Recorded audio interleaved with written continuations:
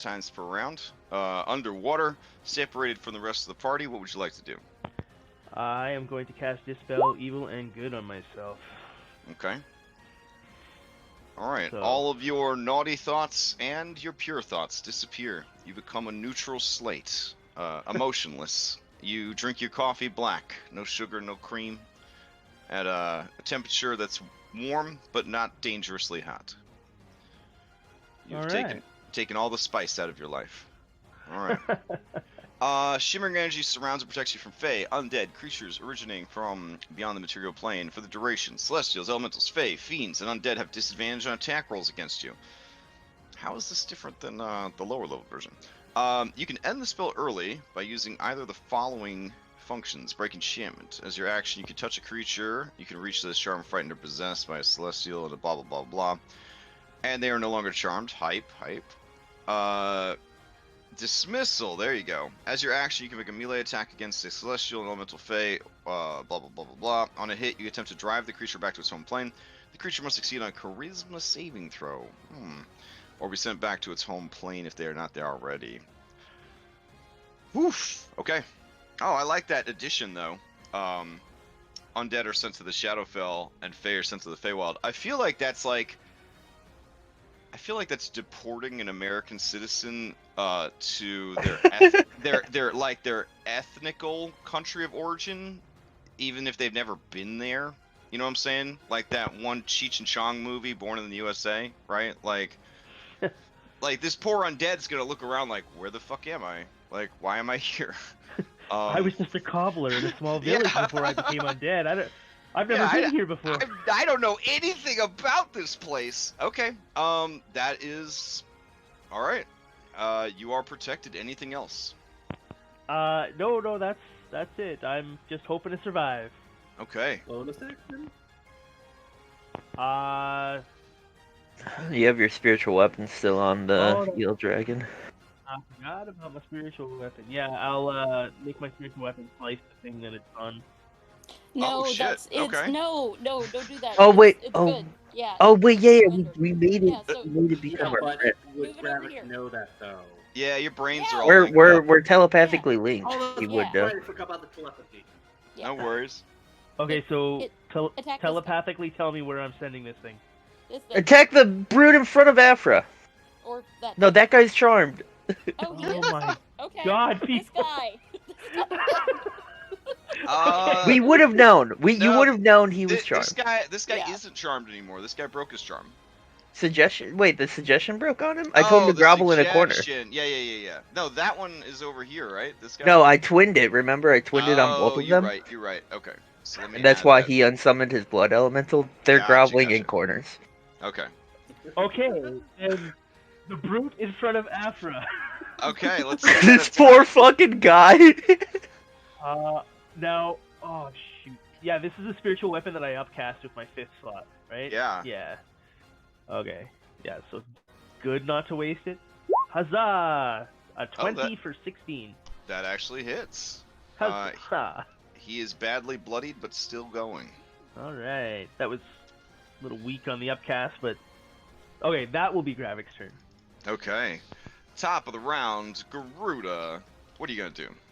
I'm gonna shoot this guy right there. Okay. 1, 2, 3. Alright, how does he die? I like to blast his head off and all the blood get on Pietro. Okay, hold on a second. I'm raging. I'm totally unfazed by this. Okay. There we go. Nope, just like that. Alright, yeah. Pieces of metal scrap, brain and skull splatter all over Pietro. None of it gets on Afra somehow. And you are coated in the gore of your fallen enemy. And that would be Garuda's turn.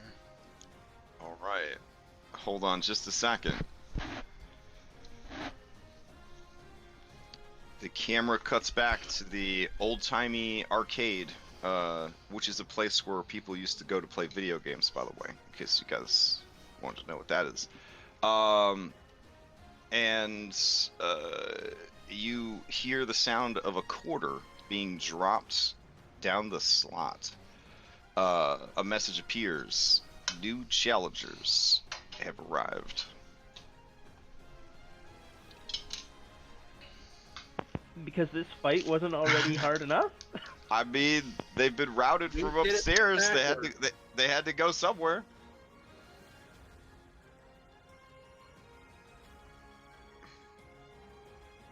Also, like, the doors are closed. I mean, I guess maybe they aren't locked, but they're closed.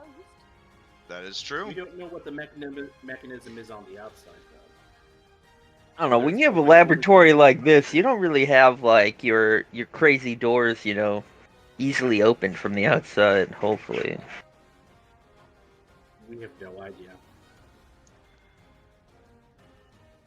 Alright, hold on. It's just only a handful.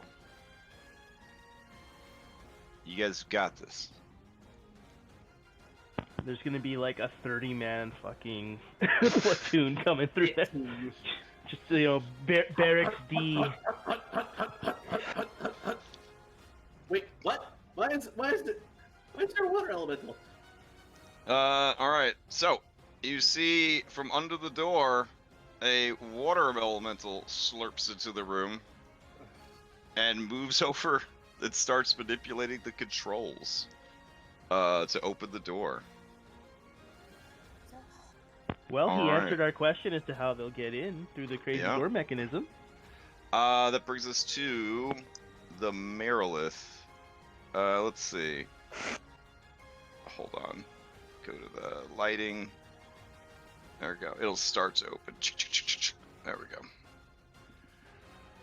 Alright. The Merilith. Her eyes go wide in mock terror at the great magics that this cow person has summoned before her.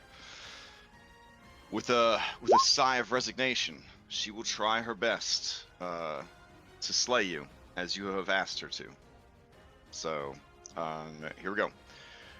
First attack is going to be with the tail. Is that disadvantage? Miss. Alright. Here come 6 attacks. 1, 2, 3, 4, 5, and 6. Okay. Well, let's see if I hold concentration after those first two, because That'll 17... change a little bit, yeah. Yeah, so that's 28 damage from the first 2 hits right off the get-go. Well, you So, it's You take two it different twice. Concentration. Yeah, 2 different concentration checks. Yeah. I'm just mathing my HP. And then I have Warcaster on this guy, right? Yes, I do. All right, so 15, 11. makes it. Oh, yes. Alright. So then, third one misses, fourth one misses, fifth one misses, sixth one misses. Yes. Alright. And that is its turn. If anything, it's gonna swim down below you. I'm gonna use my reaction from my Shield of the Ubin rune Okay. to do, I believe that is 3d6. Deadly Rebuke. After they hit me with melee, 3d6 necrotic damage to the creature. Okay. So that's 11. Alright, down to the south. 1, 2, 3, 4, 5, 6. You see a hobgoblin rush in. Hobgoblin is well equipped. Looks like there is stone dust and detritus kind of on her skin and in her hair. Looks like she has escaped from a terrible assault via cannon fire. As she looks around the room, expecting to see this guy very much alive, and like not a huge crazy battle. She turns back to the others and shouts in Goblin some stuff. Anybody speak Goblin? Let me check. Nope. Just dork. I Okay. doubt it. Yeah, no. Okay. She is going to use a dash action to rush over to this mechanism. Alright, Afra, to you. Okay, do you want me to go out to try and save Gravik? Or do you want me to free the Kraken? Free the Kraken. Okay. I'm gonna move here. I wanna search this guy for, I don't know, the thing the Kraken said, his keys and whatnot. Okay. Alright, as you start searching the guy, he is a bit of a wizrobe, so he does have a spell component pouch. There's a lot of nonsense stuff in there. You kind of begin rifling through his pockets. Go ahead and give me an investigation check. Okay.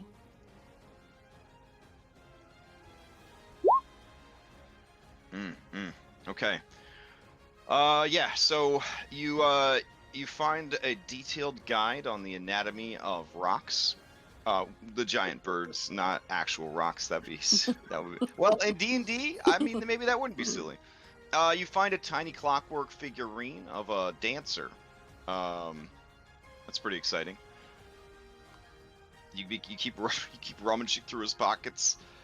You find a candle that's is unlit. That's interesting.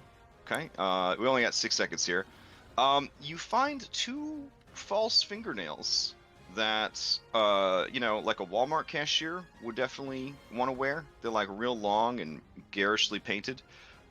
There is blood stains on the tips and the roots. That's awkward. Let's see. You find another small book. It looks like one of the ones you get at the checkout at like Barnes and Nobles, like one of them little pocket, soup for the soul books. But looking through it real quick, it's blank, so you're not sure what's going on with that. Fuck. You find a pair of leather gloves. Very nice leather gloves. Okay. You find a pearl. That's all you had time for. Okay.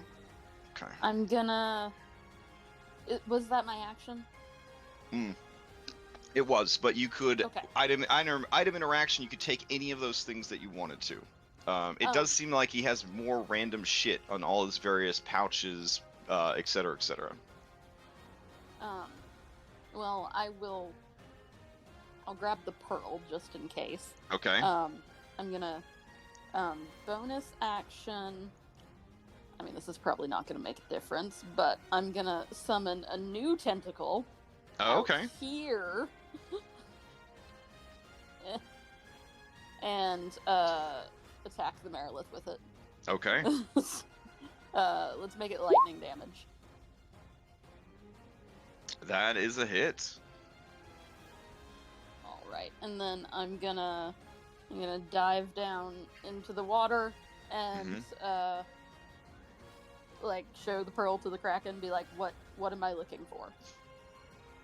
Oh, I think that might be it. You have to say the words though to get it to open. Oh, there's words. God damn it. Did you ever hear him say the words? Ooh, I think I did. Hold on.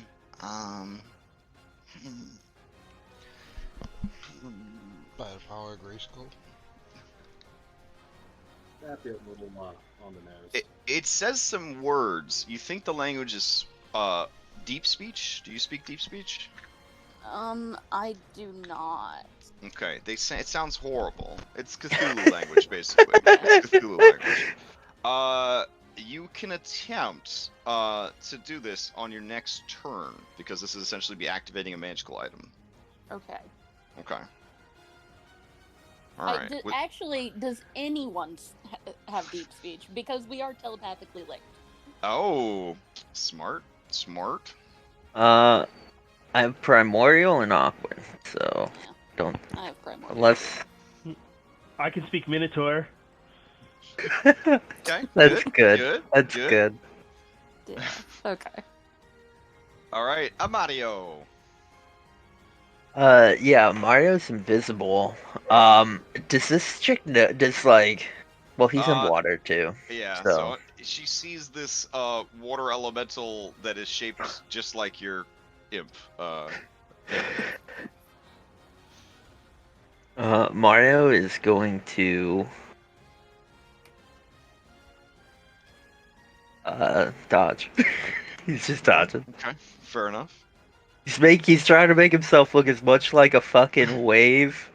Now, Like, Mario, you know that Marilis have true sight, so you weren't feeling too confident about this encounter, anyways. But yeah, okay, uh, okay. yeah. I feel like that would be something that an imp would probably know. So you kind of keep track of the opposing factions' heavy hitters. So Yeah, if she's yeah. got true sight, yeah, he's just dodging, making Okay. himself look unintimidating and not like a. Little placation action. Okay. Yeah. All right.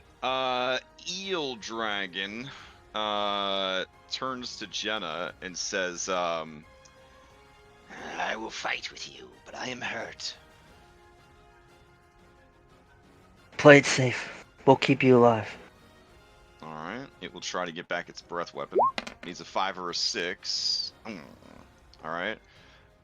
It will slither over here to this guy, and it will take a dodge action while menacing him. Okay. All right. Down below, you hear the battle cries of Hobbs rushing into the room. Assessing the situation, he doesn't see Afra because she's swimming in the tank, I'm assuming. Yep. Jenna, you'd be actually hidden by the height of the tank, so he wouldn't see you. Same with Pietro. He just sees the creature menacing this guy. Figures, okay. It must have escaped. Checks his courage. And decides he will help with the opening of the doors. Probably a strong move on his part. All right. Let's see. Oh, you're on here twice, Broseph. Are you on here twice? Oh no. Okay. There's just 2 of you. Nice. All right. 1, 2, 3, 4, 5, 6. You see a hobgoblin come into the room. He looks remarkably smug and intelligent as he surveys the room.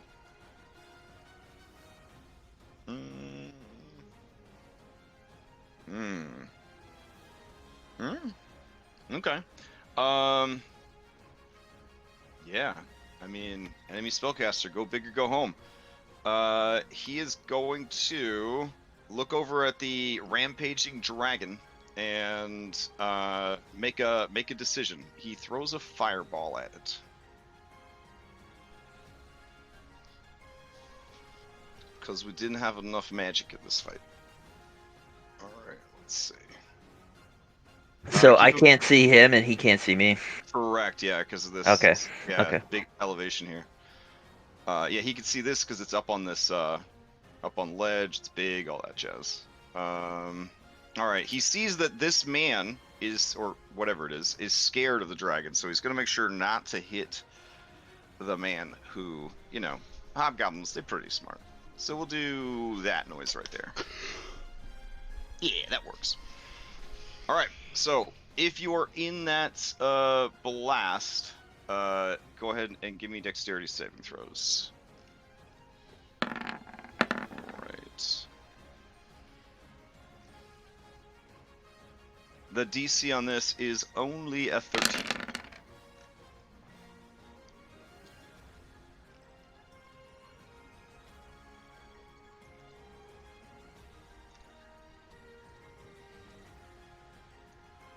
Alright, and then your boy here has to make a save as well. Or you girl, excuse me.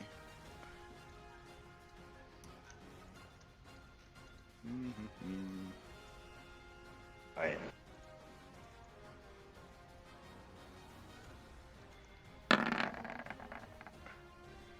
Oh, she makes it. Okay.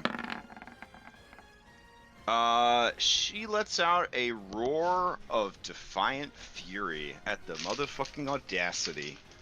Also, it has completely charred up this boy, who she was a fan of, and that makes her even more angry. She is, super pissed off. Alright. Seeing that maybe he miscalculated, the Hobgoblin Devastator realizes he is out of action economy. Alright. Basic bitch Hobgoblin, 1, 2, 3, 4, 5, 6. And then he is going to go this away for the dash action. Alright. That brings us to the other water elemental, which will just slurp under the door and move into the room. Let's see. And seeing the dragon is doing dragon stuff, it is going to start moving towards the dragon. It like water though, so it'll take a pass through the water. And that will be the end of the turn after, as you see vaguely humanoid shape loom at the top of the pool and begin to slurp down into the water. Alright, this guy who met these guys on the stairs, he runs into the room. 1, 2, 3, 4, 5, 6. Seeing that there's still a dragon, and he saw what the other Devastator did, he's just gonna do the same flippin' thing.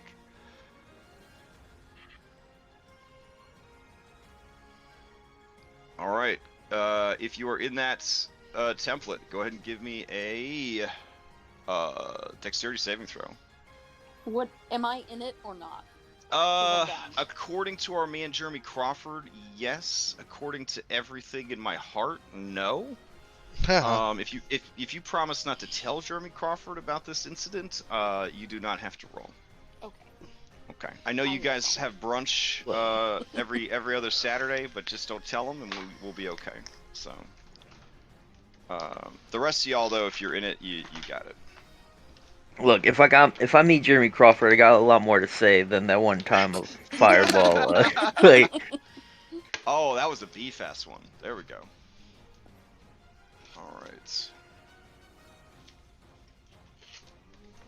Let's see. 31 points of fire damage, and Gertie's got to make her save.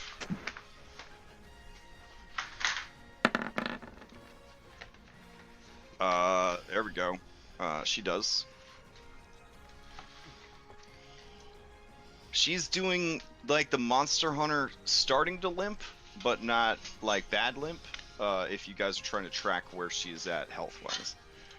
Alright, that brings us to Blood Mage.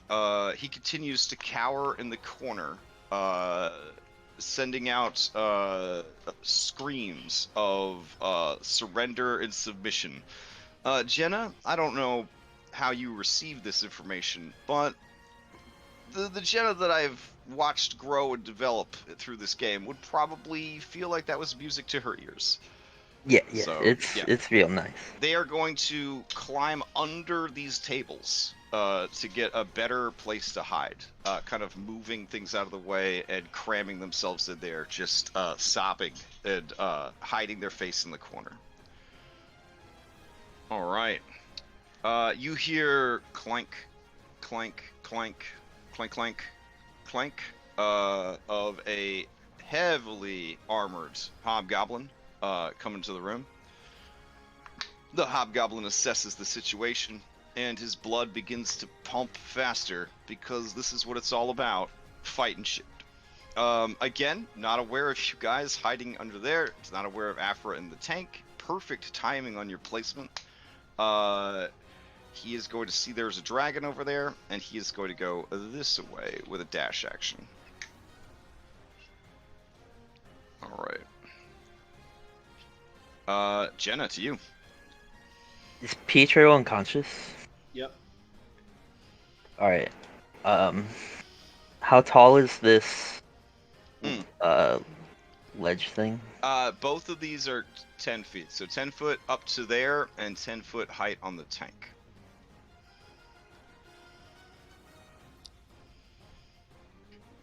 Alright, I'm gonna go. Oh my god, I just had an amazing idea.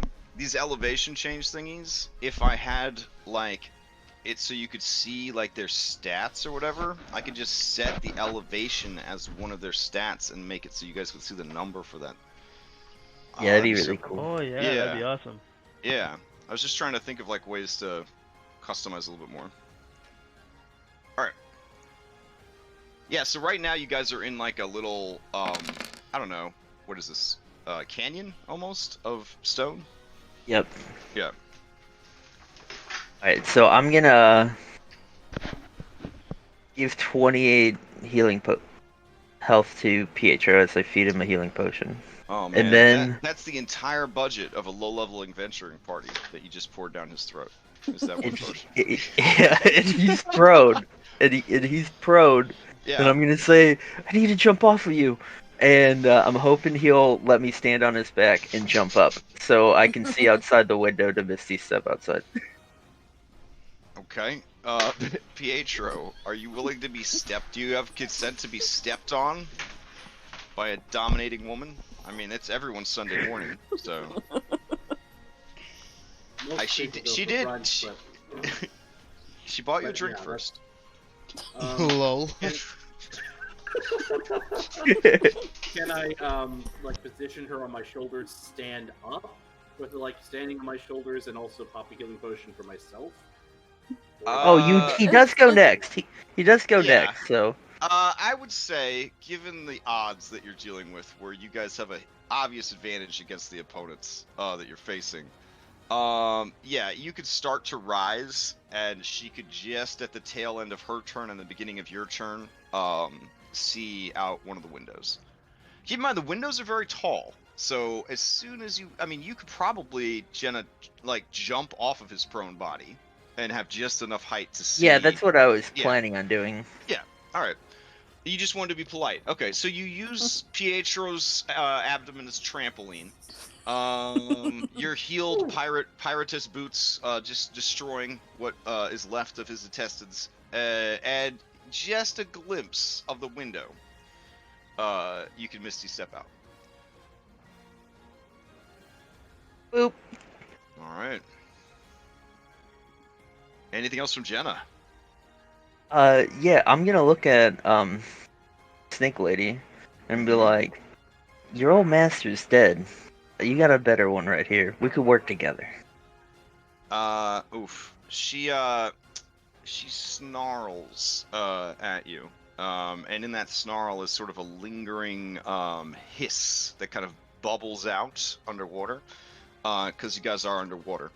So you make beautiful mermaid music sounds, and she just sort of makes an underwater kind of growling hiss at you. In your mind, you hear, a Tenari noble serves no one but destruction.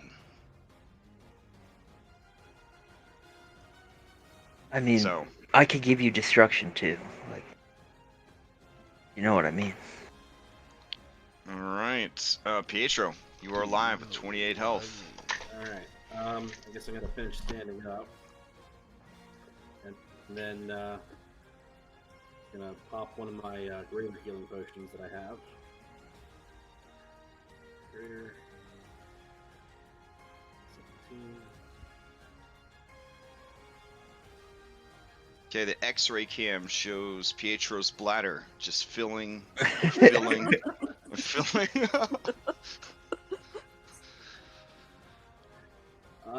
That's. I'm switching to aerosol potions in my next campaign. I can't do this anymore. I've got movement and a bonus action. Do you need to rage again? I do, but I don't know if I'm gonna get hit, and if I don't know if I'm gonna get hit with what. No. And I can't see shit, so.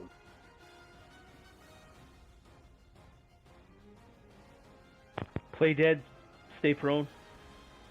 Till next round when the guy moves up. I mean, if it would Yeah. help, I could put like dynamic lighting blocking in, but I mean, you guys are out of that area now, so I guess it does. It's Yeah. fine. Okay. No, that's a good idea. I'm gonna assess the situation, see that this is kind of fucked, Uh-huh. and I'm going to position these two bodies on top of myself. To Okay. make it Okay. look like it was a death orgy. Okay. Fair enough. And I'm already covered in blood and guts and everything, so maybe I can pull that off. I'm just gonna Yeah. continue- You're welcome. Hey, I didn't complain about it, man. All right. It's what it Let's is. see. It worked out. Okay. At this point, nobody can see when this guy shows up on the scene, which is kind of awesome. All right. So stepping through the ever-opening door is a man. All right. Let's see. What do you got for me, Broseph? The way Oh, you can I said see that- him through the window? If you were down there by the creature, she is below the window by 5 feet, or at least she's below Gravik. I don't know where Gravik's elevation is, but yeah, you could probably see him. Oh, I guess I should put Gravik's elevate. He's so he could have seen through the window because he had to direct his spiritual weapon. Yeah, I believe the windows were 30 feet high, so I would assume that everybody was at the mid-level, right? So if you are, you'd be at like the 15-foot mark, so right in the middle of the windows. Would be 0 elevation if you're out in the water.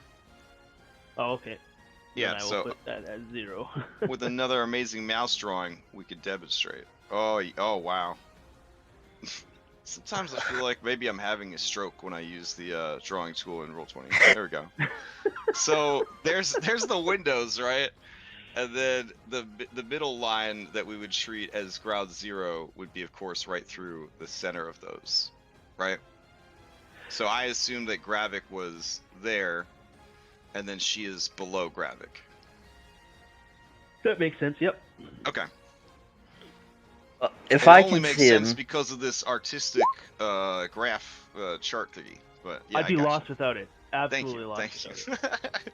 Yeah, This- you can this- see him. You can see him for sure, Jenna. yeah, I'm gonna send a projected image to Afra of him Oh. through our mind. I'll be like, look who the fuck it is. I'm like, oh, of course. Oh, hey, it's our old buddy. So, what's his name? Leonidas? Oh yeah, you see him, Garuda. That's right. As he comes stepping into the room, let's see. Oh yeah, he's gonna gauge the distance here. He's got some spells. Oh, too far. All right, he's out of speed. Okay. In that case, he is going to cast.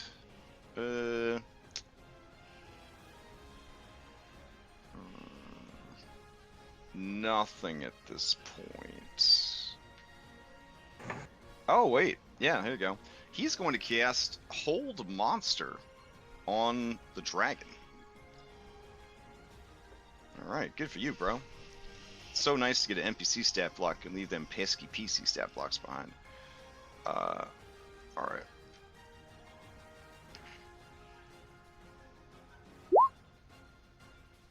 All right. Let's see. Le Dragon needs to make a save or be paralyzed. Okay. The saving throw is wisdom based. Yeah, okay. So she makes it. Alright, that is his turn. Let's see. I think you are hiding in the corner. Yeah, hiding in the corner. Gravik, to you. Okay.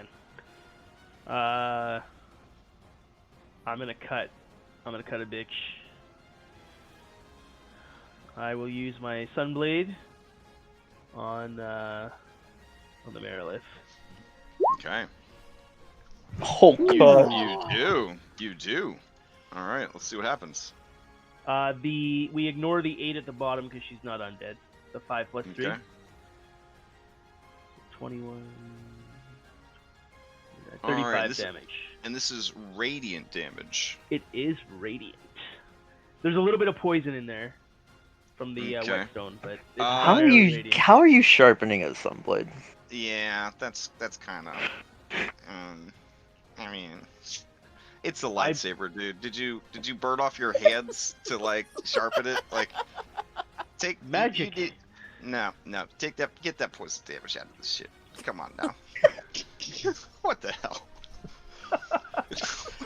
What the hell is that? Well, you didn't stop us when I said What? I passed the whetstone when we were preparing. Because I thought that He there was did some- I role thought- play I and thought that there like was- I thought there was some decency here. Okay, we How long specifically have you told. been playing with this Crash? We specifically told You gotta We wheel us in every fucking time. this little bird over here struggles every week to drop some DPS. Okay, he struggles every week. And it broke my heart to tell him that he couldn't use the whetstone on his bullets, or the gun that fired the bullets. Is not a lightsaber handle the same as a gun? Does it create something that's not there normally?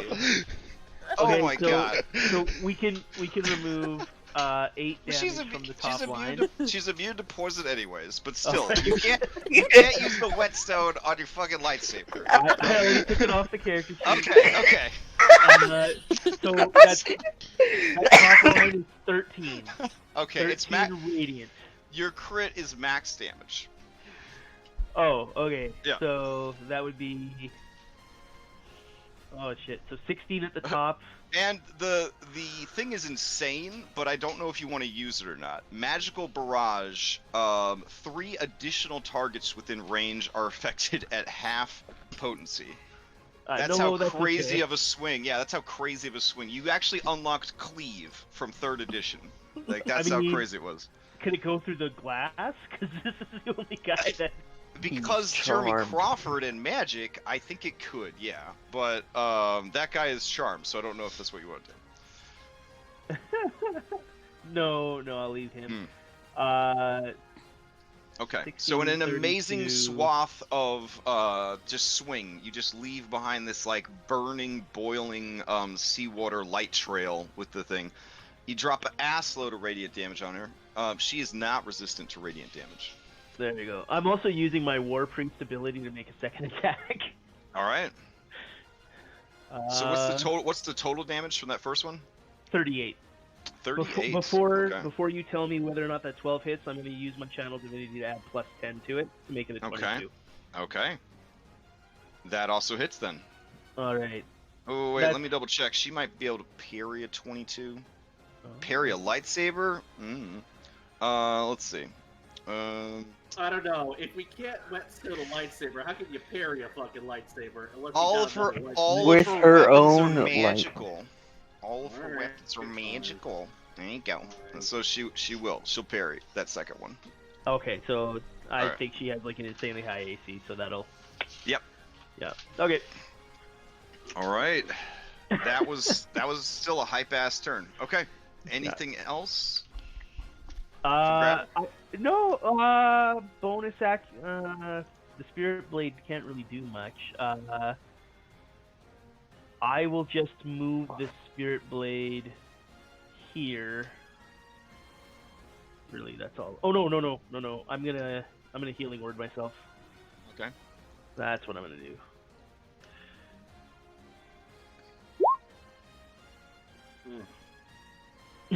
Ignore the one. Sure. Advice, Joy-Con. Oh, I thought you were using the poisonous whetstone on your spells now Feeling- too. So that's what. All right. Hobgoblin. Hey.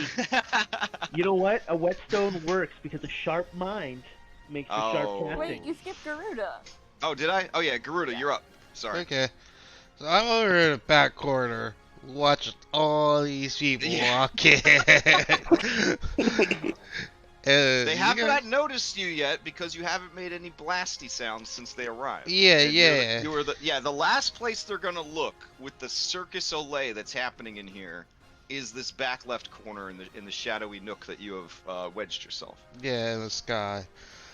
So, what I'm gonna do is, I'm gonna steal one of my pistols and draw out a new one full of ammo. And, Okay. I'm going to tell us on my head that, oh, hey, I see my old friend, the blue guy. It's I don't not your remember his friend. name. That's Don't remember his name. And, but Grudo's not going to call out to him yet. He's Okay, gonna, sure. he's gonna, you know what? Fuck it. I'm just gonna start blasting.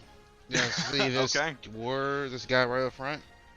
All right. That's This the guy. is a hobgoblin. Yeah. He's very handsome. Okay. Yeah, he shot a fireball. All right. All right. I'm gonna shoot him. I'd like to speak to his dentist. He does good work. Yeah.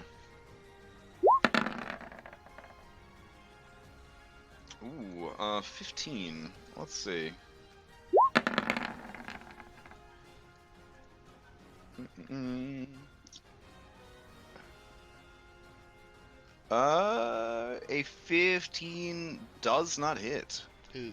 But a 22. Oh wait, you would have surprised them though, because again, I already said aloud that they didn't notice you. So yeah, first shot hits, second shot hits. Okay, the third one, which will be a magical bullet shot. Okay. Okay, I So think 17. now that he's aware of you, on the last one, he will shield it. Yeah, so he'll shield the last one. But yeah. the first two hit for a total of 34 damage. He is bloodied. Okay, and Garuda is going to fly off in this direction over here, out of the corner. And what's this dude named? Garuda, would you say out loud, "Hi, Leonidas," or Leonidas, or Blue Guy? I don't remember your fucking name. It's been a long time. How you been, buddy? his name was Oh. Nexus. He looks over It's at like you, not even close. and his eyes widen in surprise, and his face contorts into a look of disgusted hatred. Wow, what a reaction! Yeah, Who why was are being you so so- nice? Yeah, why is he upset at me? Mm. Maybe it's because he couldn't remember his name. Sometimes people get really offended by that. That's fair enough then. And All right. aside Garuda say he's just talking to Afrogen about it, really excited to see his old friend again. All right. Let's see. Using a dash action, this hobgoblin lady person will come into the room, and then tactic ops. She will try to use the side of the tank for cover. All right.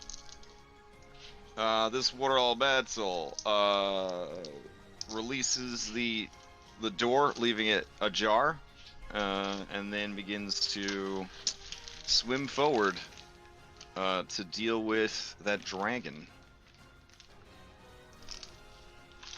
Let's see, and then it'll take a dash action because it's so slow on land. All right, outside, Marilith will just keep fighting. I mean, stat block is very, very straightforward here in 5e for these ladies. Gone are their 20-page stat blocks. Oh well. All right. She assesses the situation of this additional wizrobe plus this creature right here. She is realizing that you have a big shield and are protected. This is a squishy wizrobe. If it makes any difference, I would have done an underwater bull roar. Oh, okay. Did you put your head in a bowl to make that noise? Cereal bowl? It's everywhere. It's I everywhere. just cut my hand over the mic. All right. Nah, I mean they got a pretty high int. I think they're gonna go for the wizrobe. All right, wizrobe, coming at you. Here we go. Right, we shield. You Just put it just up shield- right away. Yeah. Just saving some time here. Okay, here's the tail attack. Misses. Miss. Okay. Here is the first longsword. So you said it has true sight? It does. All right, then my mirror image does nothing, so that Okay. kind of It's a miscalculation. 23 hits. All right, here's the second of 6 sword attacks. I've requisitioned it. It should be here any second now. We'll just move on to the third one. Roll20 needs to get on that whole Amazon Prime. They deliver quick. All right, here's the fourth one. Yeah. Oh, Oof. Let's see. I How don't the think fourth... I'm probably Alright. dead. Let's see how the fourth one plays out. Let's see. Oh, nice. Any creature within 5 feet of you also takes the same damage that you that the attacker would have dealt. So Gravik, you would also take the 20 damage from this crit. All right, I'm gonna Nice. reaction, do my deadly rebuke. All right. And that 13 is clearly enough to kill her and stop any further attacks, right? No, I think there's what are we at? Oh, was that the fourth attack? Okay. Yeah, let me math real quick. Okay. Because she's tactical enough that with you down, she might go after Gravik. Especially since he just took some extra damage. But she's also the embodiment of chaotic evil with, you know, in a world where alignment isn't really a thing. So, massacring somebody is definitely high on a Tanari's list of things to do. All right, let's see. Yeah, I'm unconscious. She could take the gamble here, try to take out Gravik, because if she does, then she takes out both of you. If she wastes time, you're a powerful priest. You could probably just revivify her anyways. Yeah, she will use the last 2 longsword attacks against you, Gravik. And they Here we are go. not at disadvantage. Oh shit. Okay. 28 for 9. Yeah, that hits.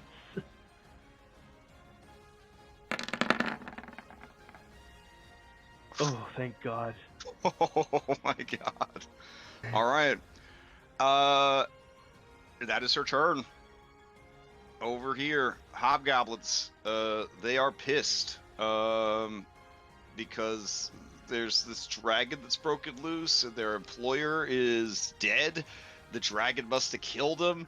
That's the narrative that they're telling themselves. But there's also this dude shooting. So that's questionable. So this one is going to rush up to here, take out her longbow. So she's going to drop her shield, take out the longbow. So she armor class drops, and she's going to take a shot at Garuda and miss.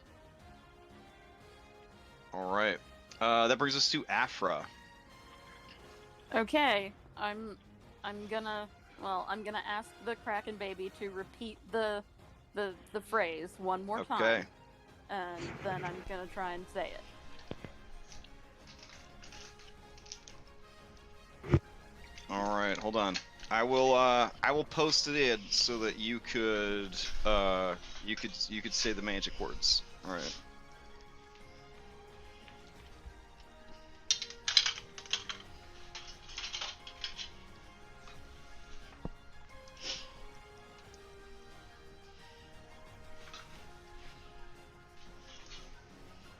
Okay. Oh,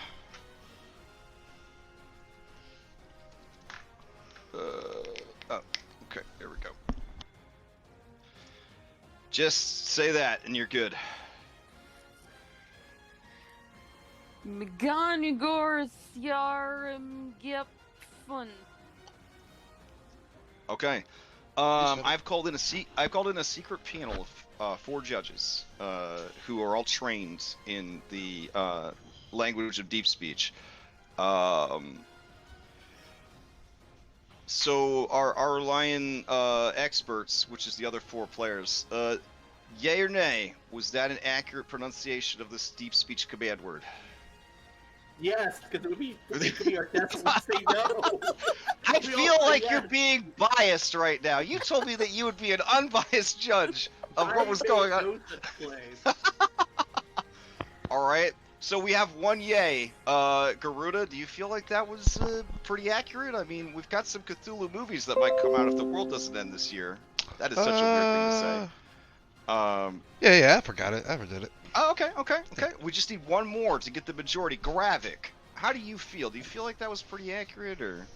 I feel she made the Ash Williams try hard. Yep. Okay. In that case, the baby is freed. And Yay. it rolls itself into some initiative. It reaches out tentatively with one of its arms. Oh wow, it rolled shit for initiative. Damn. And it tries to give you a high five. Oh. I will, I don't know, high five it back. Okay. I won As you high five it, you sense the creature's grateful feelings, but also the underlying feelings it has to tear your body limb from limb and devour it from the inside out. I will encourage it to direct those feelings toward the people who imprisoned it. Sure. Okay. The creature is very upset about being imprisoned. And yeah. Whew. Okay. Okay, so for the rest of my turn, Yep. You have a let's bonus see. action and a move still. I do. I'm gonna use my bonus action on the off chance that if this tentacle kills the Marilith, I will shit myself. But there you go. I would be in love with you. have another 4 lightning damage tentacle. Okay. She is resistant to lightning damage, so it's only 2 damage. But she only had 2 HP. Are we narrating like an anime right now? Like, Wait, really? He disappeared her! He disappeared her! What? As she floats beneath Gravik, Jenna's body slowly being intertwined in her coils, she readies her blades to finish off Gravik, and this tentacle, it tries its best, and it just does a little quick whip it, just like wet towel in the locker room. And gets her, just right on the cheek. And there's a little spark, and she kind of narrows her eyes at it, and no one. Gravik's there. She makes she makes actual sounds in Abyssal, and as the bubbles kind of float to the surface, you just hear her say, "Well, shit." All right. Unfortunate, but cool. All right. Yeah, because you kept dropping that necrotic damage shield, and that she wasn't resisting any of the necrotic damage. Oh, that's so. Yeah. It was a battle of attrition. Whew. Okay. Well, in that case, since she's dead, I'm staying where I am, which is behind the Kraken. Okay. Fair enough. Are you gonna hide in the water? Yeah. Hey, did an enemy Alright. style thing just happen? Mario, you have witnessed a moment of greatness. You have a Mario inspiration die. It's only usable by a Marios. You would never share it with anybody, even a Jenna. But you have witnessed something great today, and what would be your heart, it just swells with evil. alright, I'm gonna put a pink dot for Mario inspiration so I don't forget. Okay. Yeah, Mario is like, holy shit, these guys. And he just swims up and pulls another potion out of Jenna's bandolier and feeds it to her. Alright, fair enough. Yeah, when you're one of the lowest ranking members of an army and one of the highest ranking members of a rival army that you've been fighting since the dawn of creation, gets iced by a 2 damage bitch slap, you feel pretty good. You feel pretty good. I don't know if it was a bitch slap. It seemed more like a caress, like a Yeah. tentacle caress. So, you just kind of humming happily to yourself as you stick the potion in her mouth and then reach a fingy in there, like a fingernail, and you pop the cork out inside her mouth and then gently slide it out the corner of her mouth. And you just kind of hold her mouth shut as you watch the potion drain into her mouth, and you just so satisfied, Mario. Mario just so satisfied. All right. Anything else from Mario? Nah, he's feeling pretty good about his All right. turn. I could say this in all seriousness. You guys are hoping for a 5 or a 6 on this dice roll. Oh, all right. This creature is going to rush forward to the water elemental. And I guess you will engage the water elemental because it's a significant threat. Yeah. Alright, let's see. There's only 50 different windows open. Where's the... Okay. Let's see. So she will tail slap it, which... no. She'll bite it, and then tail slap it. Oh, okay. Both of those hits, the elemental takes a lot of damage. It is not resistant to lightning damage, so that's cool. Alright, and that will be her turn. Yeah, she'll maybe, like, scooch over. It's a water elemental. She could be... Yeah, she'll scooch over to here. Alright. Good damage, good damage. I think she did 50... 58, 61 damage to it, so that water elemental is bloodied already. Alright, sweet. That brings us to a buttload of hobgoblins. I respect hobgoblins because they take like any contract. You'll find them in all levels of play, even levels of play that they probably shouldn't be in. So... props to them. This guy is going to rush up, and then rush up again with a dash action. To there. Alright, that works. Alright, let's see. This Hobgoblin Devastator sees that they have a powerful opponent. It is the Birdman. As he walks past Blue Guy says to the Hobgoblin, that one there, take him out. And the Hobgoblin nods and looks at you, Garuda, and casts some magics at you. Alright, let's see.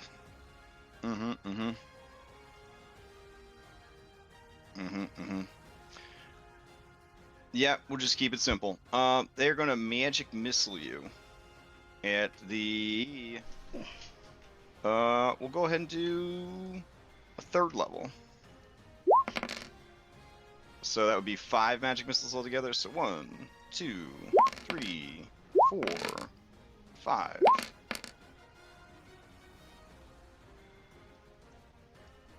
Alright, for a total of 18 points of damage, force damage. Fair.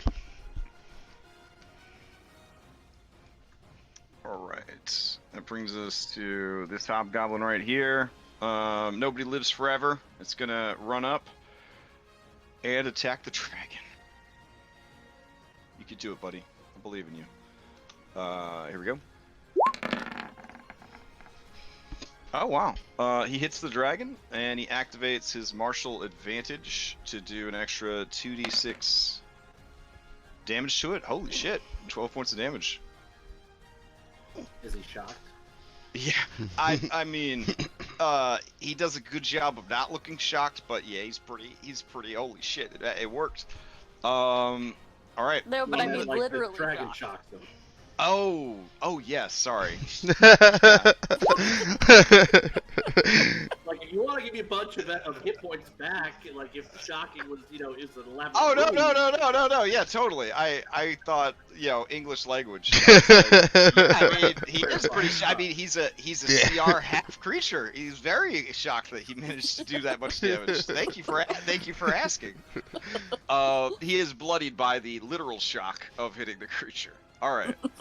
So water elemental. Water elemental sees the kraken. Water elemental knows that it's not supposed to hurt the kraken, but that it is sort of a jailer situation. So it is going to swim down and start trying to quote-unquote subdue the kraken. It's going to use its whelm ability.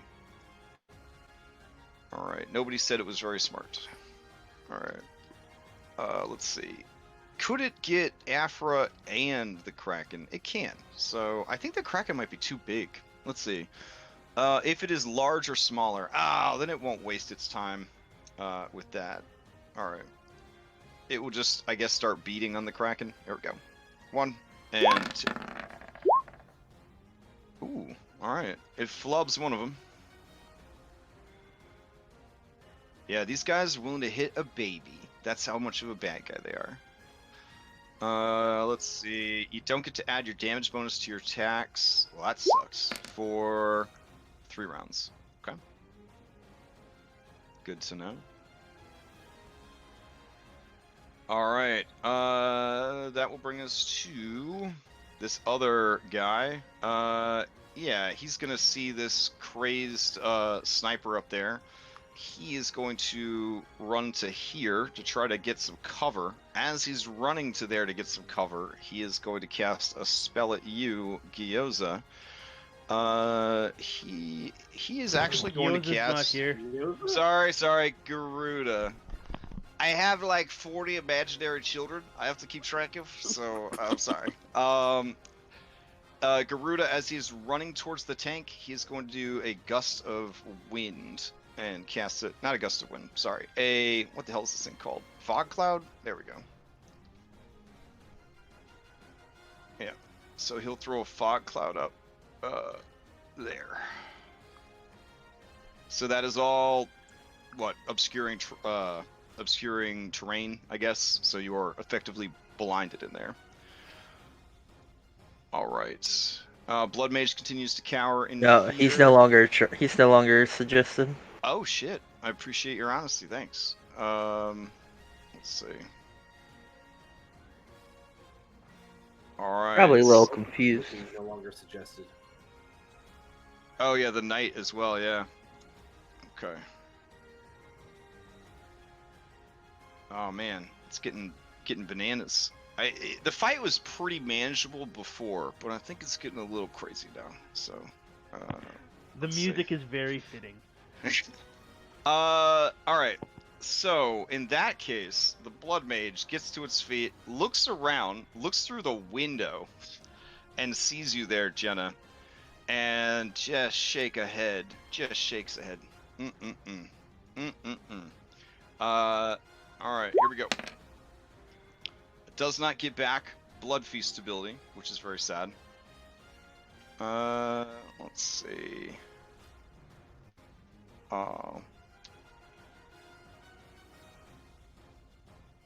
Yeah, that could work. Let's see. Actually, I guess it wouldn't see you because he crawled under the table, yeah? Yeah. Yeah, okay. That's fair. It may still want to keep cowering in fear. It's pretty bad. I think... Yeah, I think he's just gonna nope out, is what he's gonna do.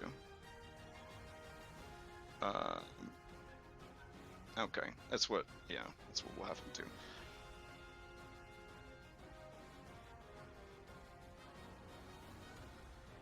Alright, yeah, I think he was in a position where nobody would have seen him at that point, so he'll just nope out. Okay.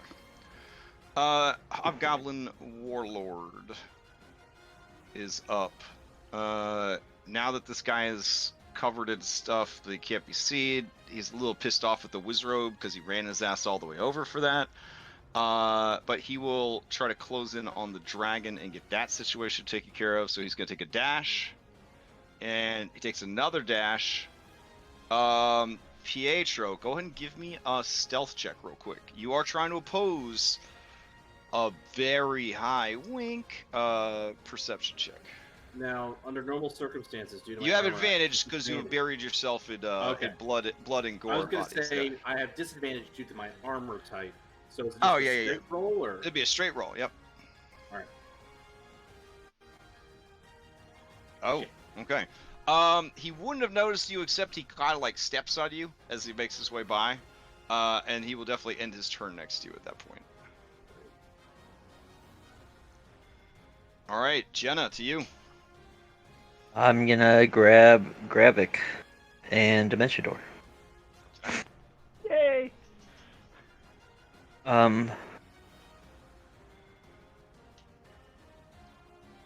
We're going in with Afra.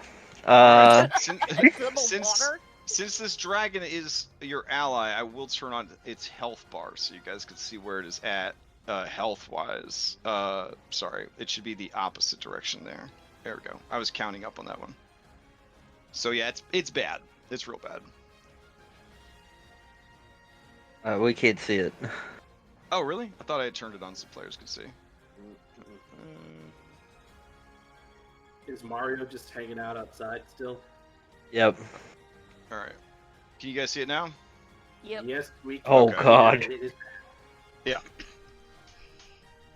All right. What else you got, Jenna? Oh, is Gravik in the pool? Is that the plan? Yep. Okay.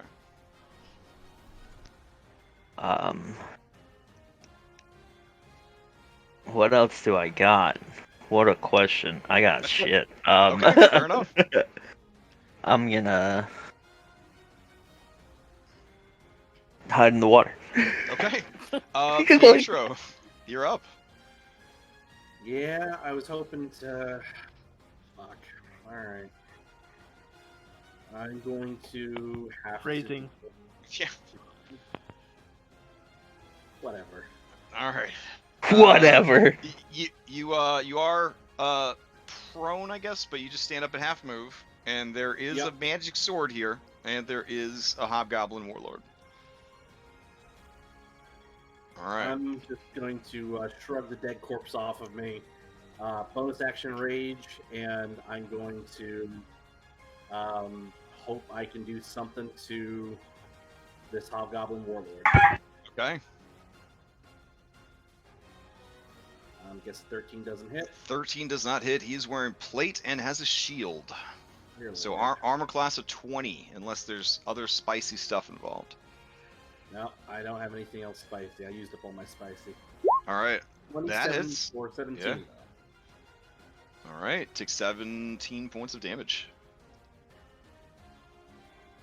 And that is all I've got. Okay. Because I am Fair not enough. about to take an attack of opportunity if I can help it.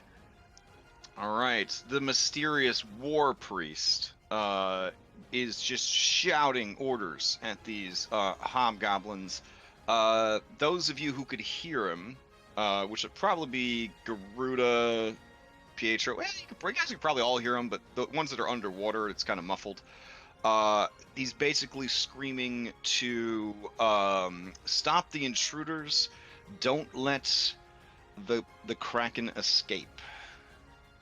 It's just shouting it over and over and over again to try to get these guys to, mobilize and do their jobs. He is going to move this away, and then let's see, what do we got here? Nope, already blew that one. Okay. That's a weird ability.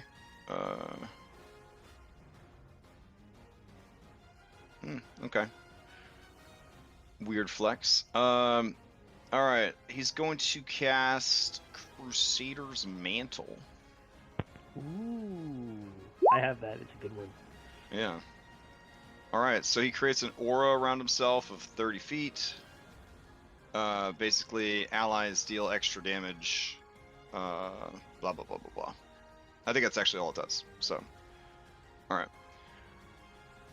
And he'll be concentrating on that. And he'll move one more to there. Okay. That brings us to this guy who's no longer scared. He's going to rise to his feet. He's going to shake off any crap that happened here. He's a little embarrassed. He's going to start clanking his way out.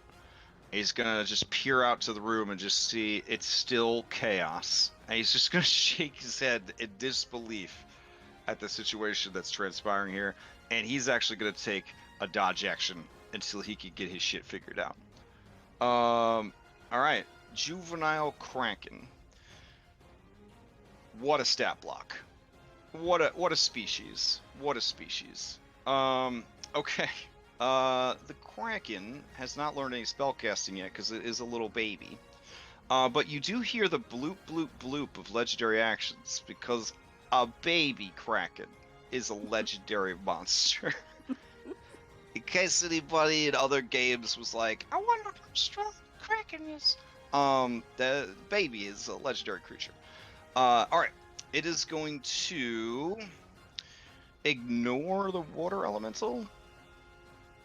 Yeah, I think it'll just ignore the water elemental. Water elemental did kind of try to beat on it, though. Did kind of beat on it. Yeah, alright. It'll attack the thing.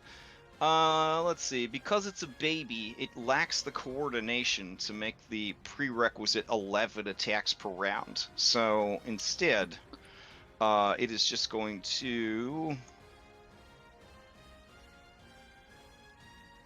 Yeah, that works. That works.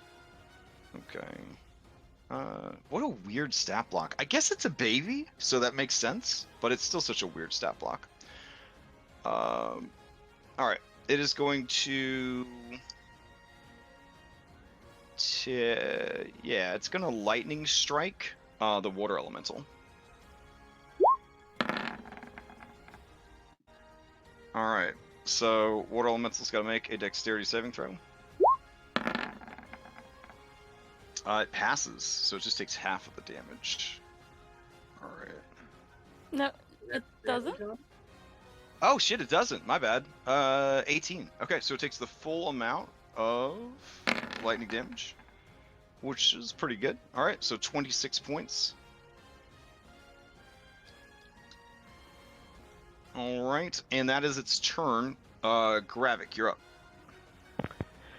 Alright, I am going to cast a Prayer of Healing.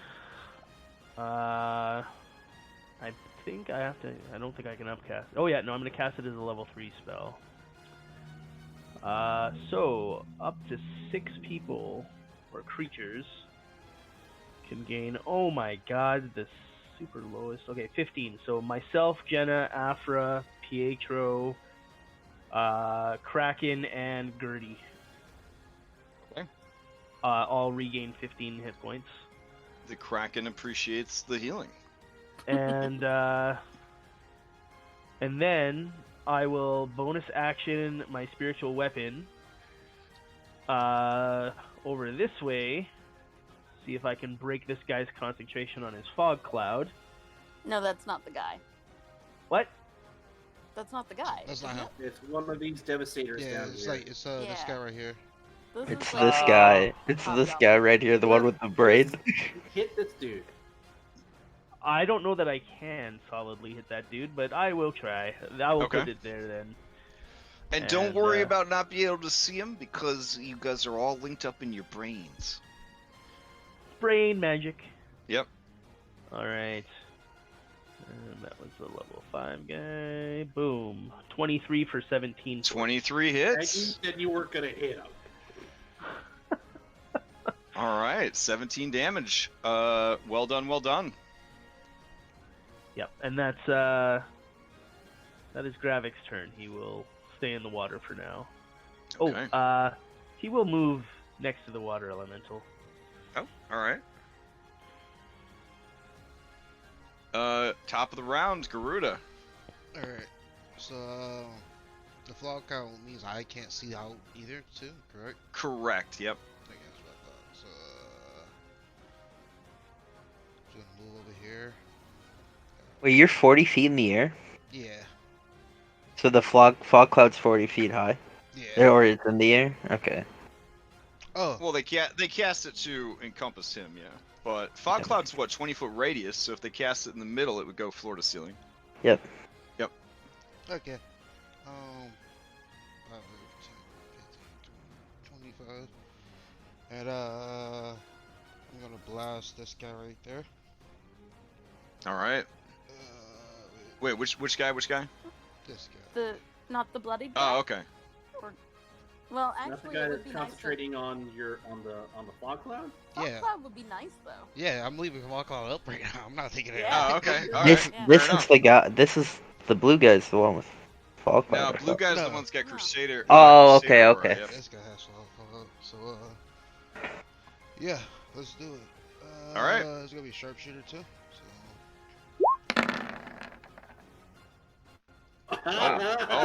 Oh. Okay.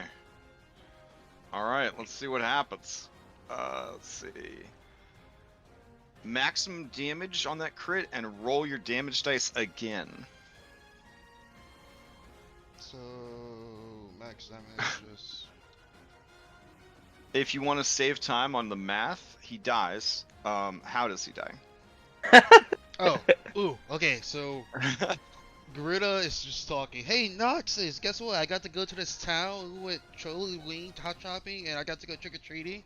And as she's just talking, he shoots the hobgoblin. Blah blah blah. Oh, jeez. And All right. They gave me His free head. candy and everything. It was so great. He looks back as the hobgoblin's head explodes like a Gallagher watermelon, and his body falls to the ground, and he turns his eyes back to you, and just seething hatred on his face as you continue to prattle on about your Troll's Eve antics. Ugh. And I go back inside the fog cloud. All right. The war priest whips around and he shouts at this wizard, "Are you some kind of fucking idiot? All you've done is given him a place to hide." All right. Anything else from Garuda? Garuda's turn. All right. This hobgoblin says, doot doot doot. Doot doot doot. Sees the dragon. She's got to throw down her shield, so her AC drops by 2. I should probably mark the other guy as well. I think maybe you killed that guy. No, it was this guy right here, right? No, it was this lady. Is who the shot. other one that dropped the Yeah, there we longbow go. shot. There we go. All right, and she's gonna take a longbow shot at the dragon.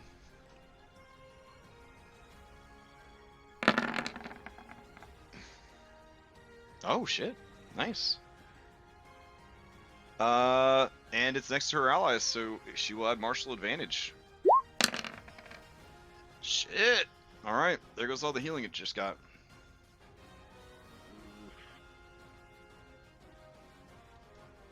Okay, she's feeling pretty good about herself right there. Not paying attention to this tank behind her. Feeling pretty good. Alright, this water elemental is going to try and finish what it started. It's going to try beating up this dragon. 1 and 2. Oh, second attack misses. First attack hits.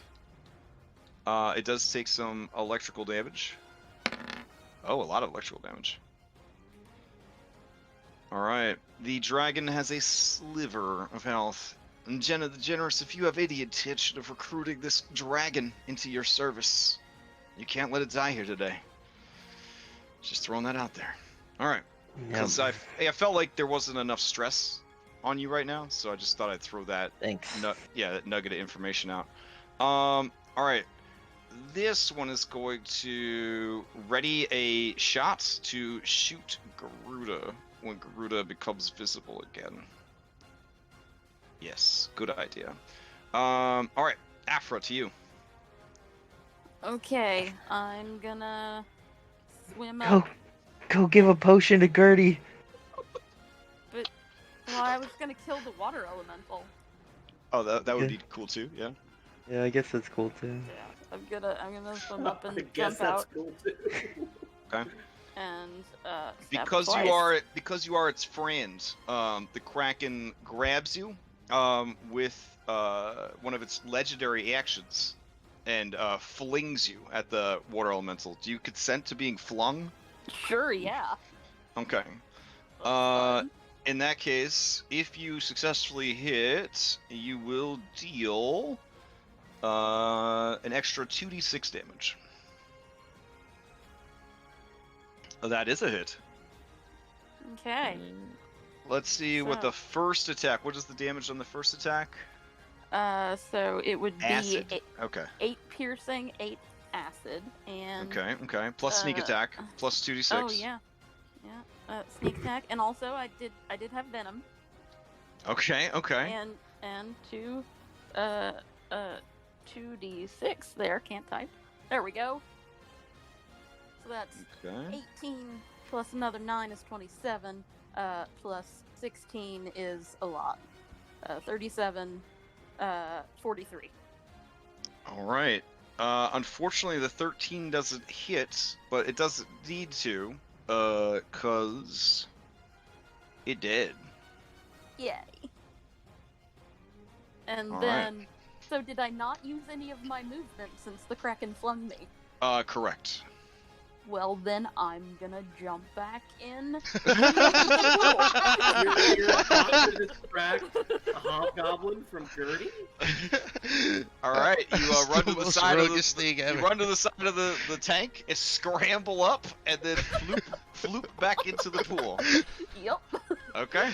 And then, oh wait, bonus action. So my tentacle is spectral. Can I move it through the window? You can. Yep. Okay.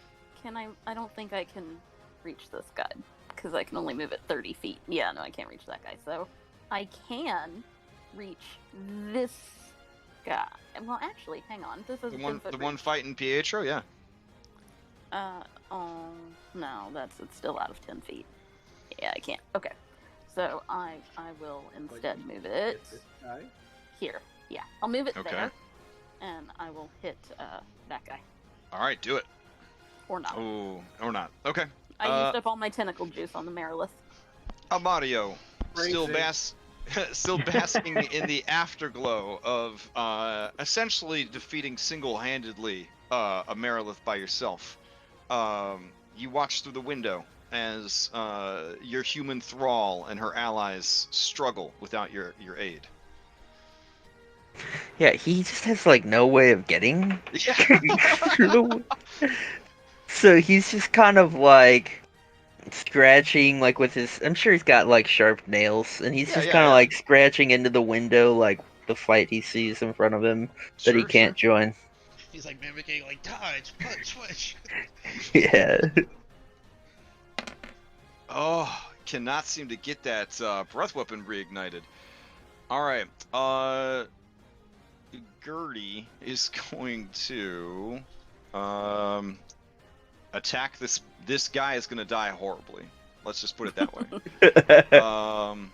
If she eats it, does she absorb health? Did She do that? tail slapped him. Normally it pushes him 10 feet away. Since he's dead, we'll just say his body just sort of like Skyrim ragdolls, like all over the place. Could he like slither and come into the Kraken pit with us? She starts to, but then sees that there are other threats here. So she is going to whirl on this knight. And the knight is dodging. Alright, here we go. Yeah, it's 20 armor class, or 18 armor class, don't matter. None. Oh my god. Oh my god. Alright, hold on. Gain temporary hit points equal to the damage dealt. Gain temporary hit Let's points equal. see. The piercing would be quadruple damage. The lightning would be quadruple damage. Okay. So yeah, quadruple damage. So I would have to roll that 2 more times. unless it comes up as a crit again. Oh my god. Yeah. So she just bites the top half of his body off, gives it a hearty chew. There's a lot of metal there, so she's just gonna spit out the corpse. Lets out a Spit it out and hit this one, and it falls into the tank. Lets out a Godzilla-esque roar, and then slithers up the side of the tank and jumps in the pool with you guys. This one has a bow, so she can't really make an opportunity attack worth mentioning. So that will be that. You guys are now in a pool with a dragon eel and a kraken and a water elemental and a minotaur, and the only thing that's the bad guy is the water elemental. Okay. So that was her turn. Strong turn, Gertie. Strong turn. Alright. This guy sees that his boss is in need of some martial advantage. And comes rushing up to help him get that martial advantage. Alright, here we go. Long sword attack against Pietro. Oh, a miss. A miss. Because you weren't reckless, right? No. Okay, yeah. Alright, that brings us to Hobgoblin Devastator. He is dead. Hobgoblin, dead. Water Elemental still alive. There's a lot going on here, Water Elemental. Alright, Water Elemental is going to attack the cow? Question mark? Yeah, alright. So, this is for you, cow. 1 and 2. The first one hits, the second one doesn't. I'll use Okay. my reaction to do the necrotic. All on the right. one that hit me. Okay. Creature takes 8 That points of blew necrotic again. damage. Yep. Spooky. Alright. Anything else, Water Elemental? No? Okay. Alright, this guy, he grumbles in Hobgoblin, and he drops the Fog Cloud. As he drops the Fog Cloud, lady that was holding her shot takes her shot.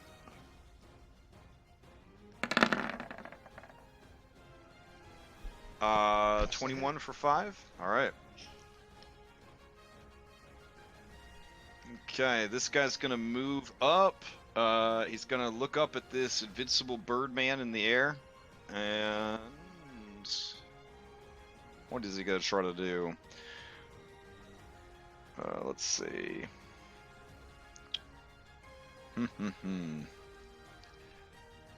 Alright. He's going to fire off some scorching rays at you. Here we go. So 3 scorching rays for Garuda. 1, 2, 3. I don't know why he's blessed. Just ignore it. All 3 of them miss. Damn. Alright. And then he'll back up to here. Those all would have had extra damage, I think. I don't know. Is there only weapon Isn't it damage on the melee? Crusader Yeah, aura? Alright. I don't know. Who uses that spell? Alright. Hobgoblin Warlord is going to attack. And Yeah, he's weapon going to- attack. Alright. He's gonna move to here, because even though you guys don't have flanking, these guys are trained professionals. So he's going to pretend that he has flanking. Alright. Here we go. He makes 3 attacks at melee. First attack. Hits. Oof. Alright. He is going to activate his martial advantage. That's where he gets Because- like an extra dice or something. Oh, he gets more than one. More than one. Oh. Dropping an extra 19 damage. Alright, so that's half to what, 8? 15? No, 14, because half of 29. Yeah, half of 29. Alright, attacks again. And hits, and attacks again. And misses. Yeah. Alright, Jenna, to you. Alright, so Jenna has in her very long list of inventory, she has this thing called a turtle shell of healing spirit. Okay, that's Oh, all. You're yeah. going way back for that. Yep. Is that like a bonus action to activate the spell healing spirit, or how? Activating a magic item is normally an action. If it allows you to specifically cast a spell, I think the more modern interpretation is you do it as the casting time of the spell. Okay, So I took. what's the wording on it? Look, so here's the thing. We got this a long fucking time ago, and in Uh-huh. my inventory, like, it just says turtle shell of healing spirit. I remember it being like a little bit better. I don't know if you have it in your notes. Oh, yeah, I do have it in my notes. Yeah, it is a it- bonus action spell. It allows you to cast. it is a turtle shell that just has healing spirit cast or scribed onto it. It's essentially a scroll. Okay, well, so a scroll is the action of the spell, right? Right, correct. Alright, so yeah, we'll bonus action healing spirit, consuming the turtle shell. In this Alright, pit, what kind Jenna of just pulled some turtle? What turtle. kind of turtle are you envisioning? Are you envisioning like a tough, cool-looking turtle? Are you imagining like an adorable ninja turtle? Are you Like our old ally. Are you picturing your old ally Locke's ghost coming back to help you? Yeah, Like, yeah, where? we'll have it be Locke. We'll have it be Okay. Locke's guess. All right. So can you go ahead and post up, like copy pasta the spell for me? I think it's just like a number of times equal to your. Well, here. Yeah. Okay. Um, yeah, I'll just paste it. Okay. Okay, there it is. Okay. So normally with a scroll, like a normal spell scroll, you would not be able to cast the spell. But given the nature of this particular item, it allowed anybody to cast the spell. That's good to know. Yeah. But normally it's not on your spell list, so you wouldn't be able to do Yeah, it. yeah, yeah. Yeah. But that particular item was designed that anybody could use it essentially. So you do it, the shell kind of cracks and turns to dust, and then you see the ghost of Locke show up. Or at least what you imagine the ghost of Locke looks like. Alright. You can now move it about as you see fit. Yeah, we're gonna put on Gertrude. Okay. So I think it's At 1d. the start of her turn, she'll benefit from it. So Oh wait, so everyone that's anyone who on the touches space. it, yeah. Alright, we're gonna put it. And you get a certain number of charges nowadays, and then it's gone. Yeah, it's my spellcasting ability modifier, so that's 6 times. Yeah, 6 times. Yeah. All Yep, right. so I'm gonna put it on top of Gravik and Gertrude. Fair enough. There wasn't enough minis in the pool, so I think Yeah. that's I feel like you made the right decision there. And let's see. Just I mean, looking at my resources Technically, real this quick. mini here is just adding more water into the pool, Right? giving us more room. Yeah, it's sloshing out the sides at this point. Oh. Man, I literally have 0 fucking spell slots left. I've never seen this before. Yeah, I'll shocking grasp the water elemental in the pool with us. Try and get him Okay. out.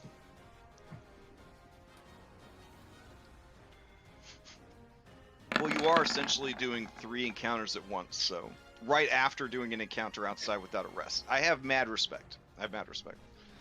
Yeah. That hits, and it takes 12 points of lightning damage. And I'm gonna swim back over here.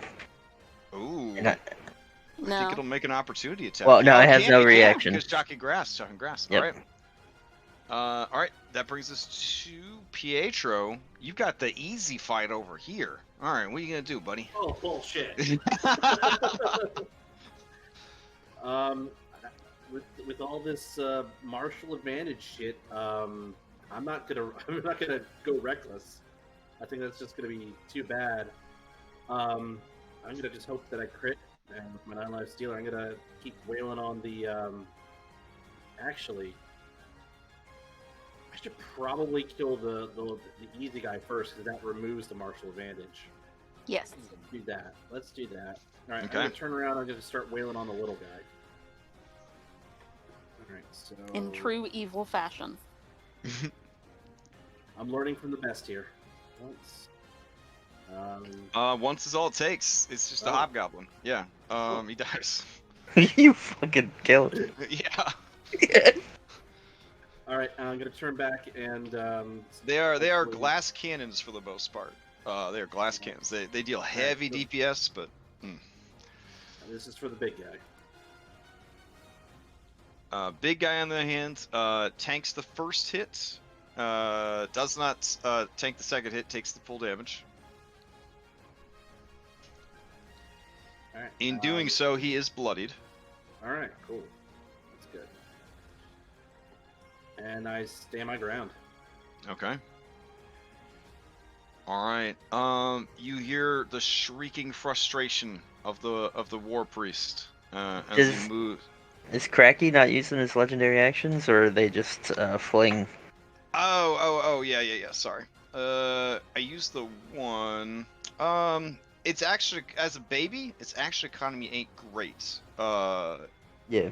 Yeah. So it actually costs him 2 legendary actions to use 1 tentacle attack. But it will use that tentacle attack to attack the water elemental before its turn comes back around. I was just gonna do it before its turn came back around, but we'll just do it now. All right. Water elemental takes 18 points of damage. Can't be grappled or restrained, but it is bloodied. All right. And as War Priest moves up, let's see. Say here, yeah. It's going to look. He's going to look up at Garuda. He's got to take this dude out. He's too strong. He's just the strongest he's ever seen. What do you got, bro?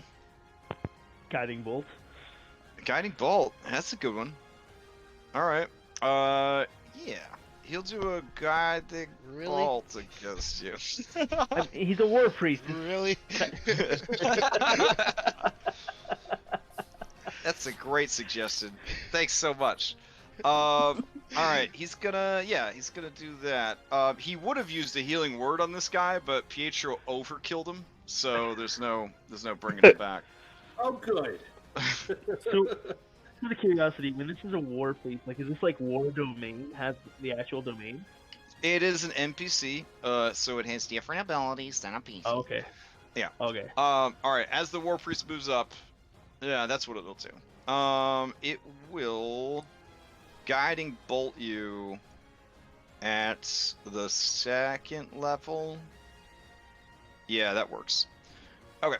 So there's actually an attack macro for this shit. Here we go. This is against you, Garuda. Oh, just doesn't hit. Okay. That will be his turn. Let's see. That guy is super dead. Like, so dead. Alright. The Kraken. You hear the bloop, bloop, bloop. Legendary actions. The Kraken is very frustrated by this, elemental. It is going to use another lightning strike, which it doesn't have to recharge. It could just lightning strike. I think at the start of its turn it heals for that. Oh, nice. Okay. Alright, so elemental, give me a saving throw. Need to get an 18, little buddy. Oh, it does. Okay. It's going to take half of 4d10.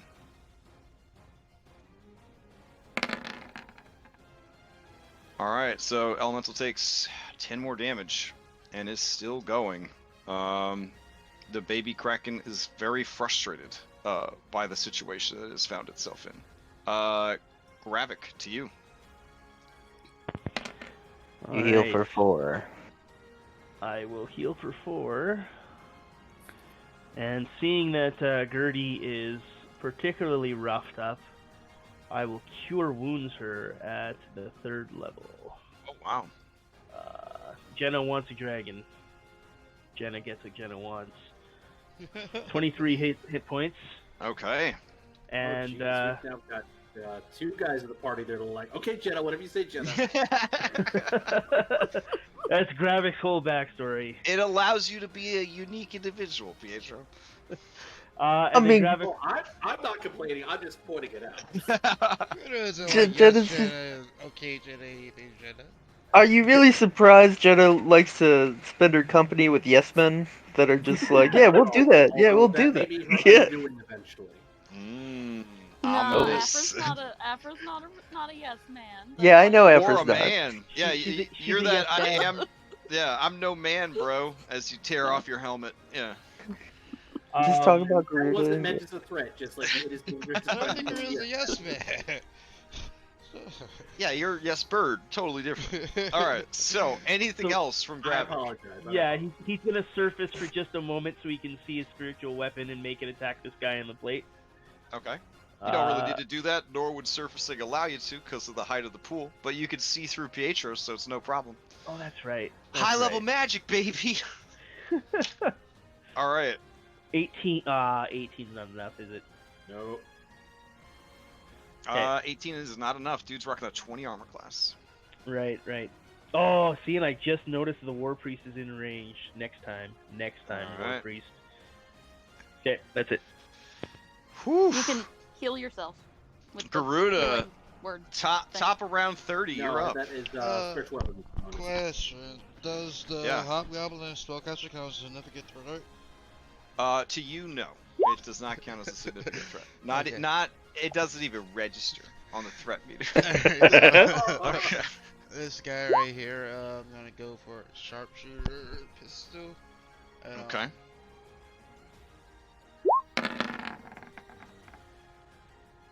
Uh, 16.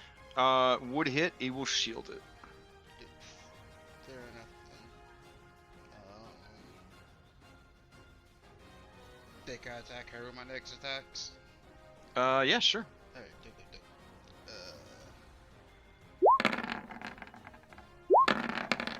Yeah. She's super duper dead. Let's. And This.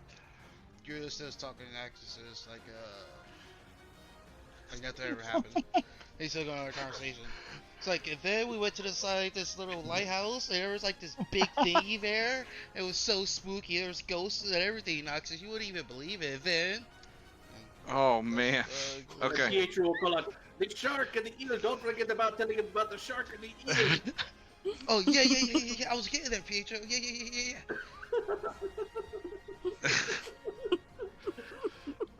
Yeah. He's very upset. He seems very upset. Okay. You interpreted Garuda as he's upset that he missed all these fun adventures. Oh yeah, of course. What else would it be? Yeah. I've had a blast. If only there was someone who could tell the story better, or stronger, or just keep telling the story. Maybe that could fill that empty place that they feel. Yeah. All right.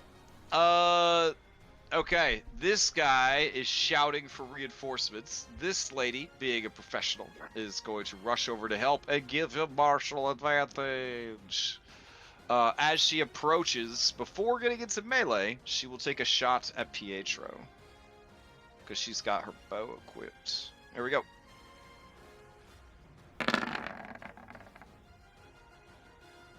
Ooh. I don't know if 18? I think that's No, just 19. shy. 19, All right. baby. All right. And look, if you had gone reckless, you could have taken the martial advantage critical hit. Gosh, next time, right? All right. The arrow. No. Ching. Yeah, you slice the arrow out of the air as it almost strikes you in the throat, and she slides whoosh, across the wet stones, and engages you in melee. All right. Over here, this lady dies. All right, Afra, to you. Okay, so I'm hiding in this pool, right? So nobody can see me. Correct. So I'm gonna just surface a little, poke my head over the edge here. I'm gonna cast Shadow Blade as a bonus action and throw it at my friend. Yeah, so Blue Jeremy Reiner is distracted with story time with Garuda. So yeah, I'm not even gonna check his perception. Oh, shit, yeah, that is Blue Jeremy Renner. 22 points of damage. It has to make a Constitution save to maintain the least useful spell I've ever cast. So- I was like looking at I was like, War Priest. This is good. And then I was like, this spell list. What the? Yeah, whatever. The whole Alright, monster was good, it just didn't work. yeah. Alright, so let's see. Constitution saves are pretty good though on a War Priest. But the rolls are not. Alright. God, with a +6. Okay, so loses concentration on the spell.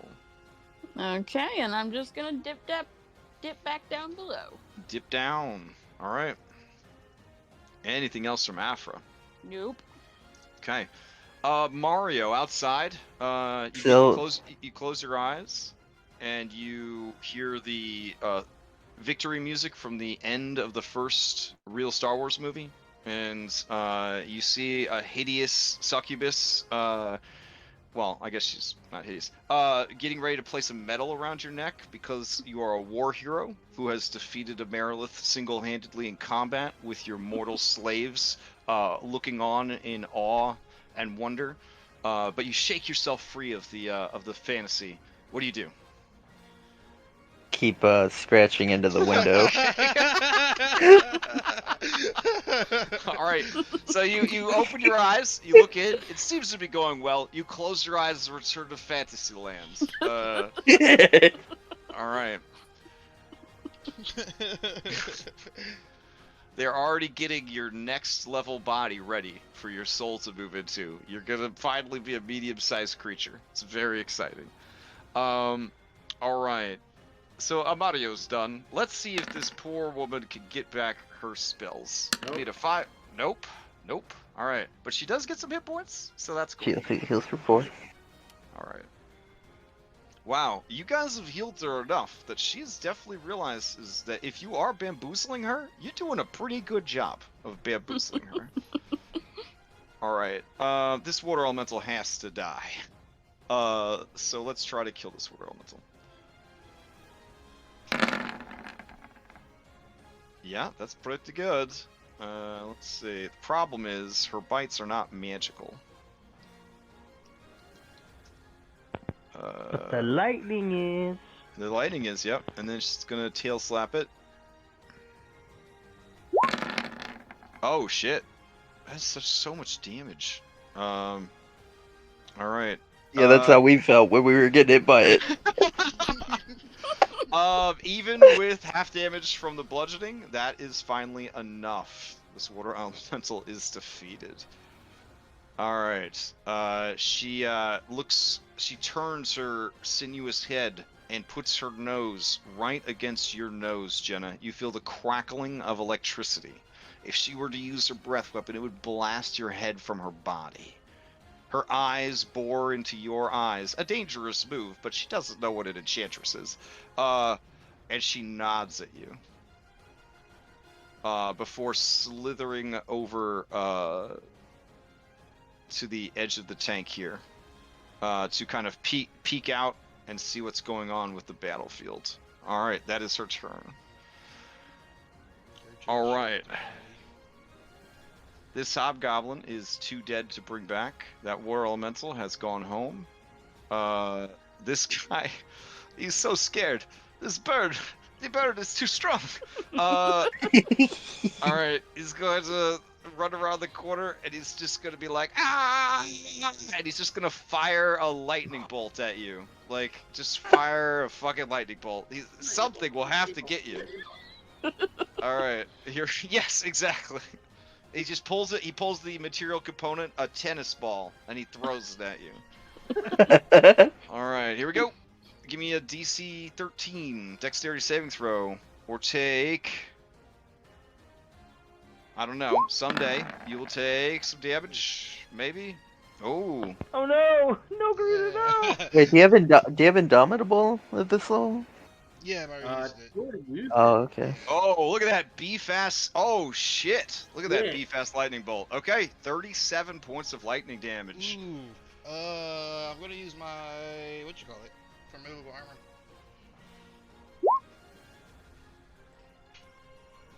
Oh shit! You haven't used it today in I'm the not shark using- fight or Nope, anything else? not today. Okay. Then it goes from being a 37 damage lightning bolt to being an 8 damage lightning bolt. Oh my god, Garuda, that's amazing! Yes! So amazing. Wow. Alright, seeing that you are an invincible godlike being, it's going to use the rest of his movement to run away. It's not going to bow in supplication. It's not going to throw itself over to the new god. In the back. It is. In the back. This guy screams, "Get back here, you coward!" Alright. That brings us to Hobgoblin Warlord. He looks over and gives a helmeted bro nod to his subordinate, and then raises his longsword for 3 slashes. Here we go. First one.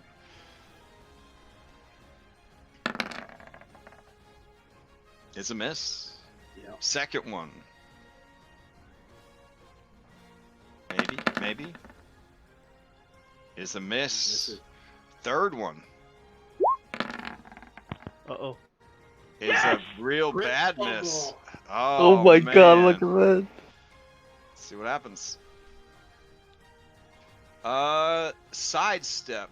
Let's see.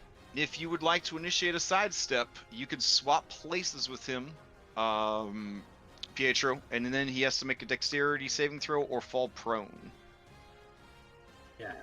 On the bodies that you hit under. All right. Yep. So Yes. you automatically swap places with him, but then he has to make a saving throw or fall prone. DC is a 16. He falls Yeah. prone. All right. That was a spicy one. I like that one. All right. That brings us to Jenna. Jenna is gonna just emerge from the pool. There's 3 of her. Well, 4 of her because of her mirror image. And she's gonna look at the war priest. Funny you call him a coward. I thought you were the one that liked to run. Oh dang. I'm gonna Oh, dang. torture you until you lose your mind. And I'm gonna hypnotic gaze him. All right. Let's see.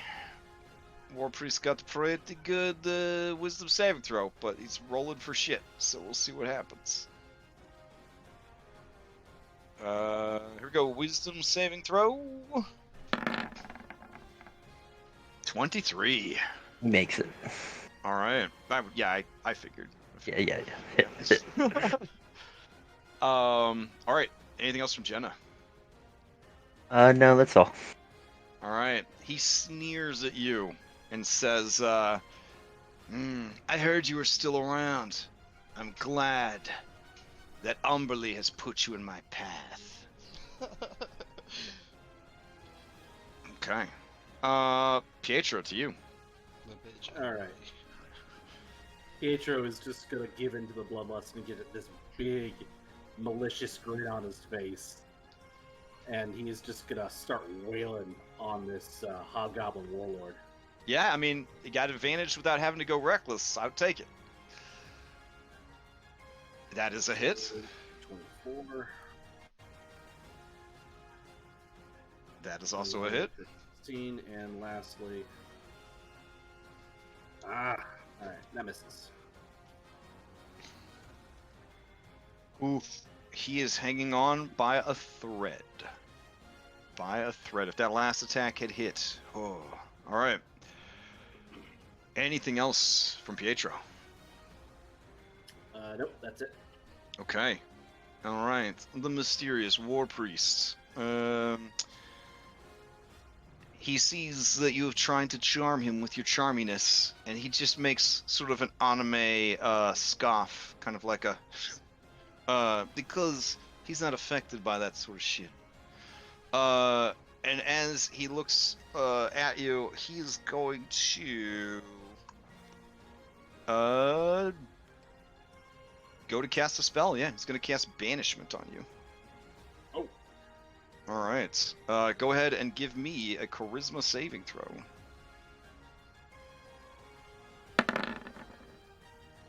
6. All right. And he says, "Enjoy your time in the abyss." And you disappear. Okay. All right. That brings us to, let's see. He is going to, let's see. Those guys are looking pretty bad. Garuda is an unstoppable killing machine. Baby Kraken on the loose. Yeah, he's gonna move back to here. No, you know what? He'll be super dramatic. He seemed like a dramatic guy. He's gonna move to the top of the stairs here. Yeah. We got one more. There we go. Okay. That brings us to before the juvenile kraken's turn comes up. Is there anything nearby that it could reach with its tentacles? Let's see. Tentacles have a 20-foot reach. Yeah, sure. It'll reach out and try to grab this girl.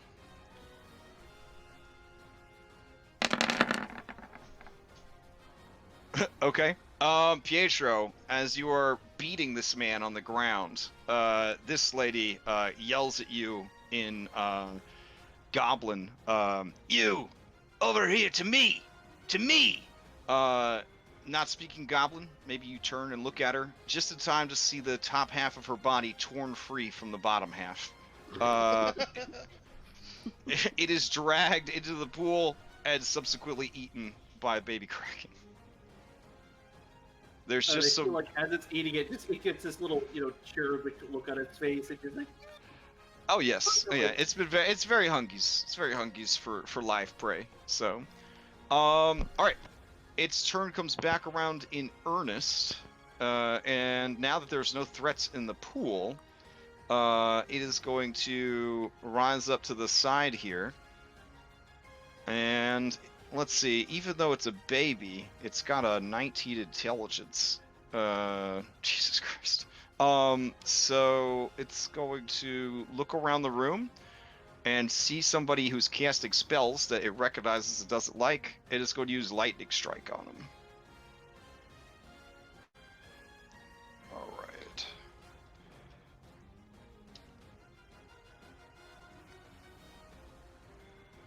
Oh, Jenna, you're sent to I guess Umberlee's domain, which is like a vast ocean of death, and total darkness and cold and nastiness. Technically under banishment, nobody could hurt you for 10 rounds, but you could see, I guess you could feel the many denizens of this realm encircling around you, waiting for the banishment spell to end, so that they can swarm in and devour you. Okay, I can breathe underwater. Ian can kind of see, so. Yeah, for sure. All right, so let's see. Oh, here we go.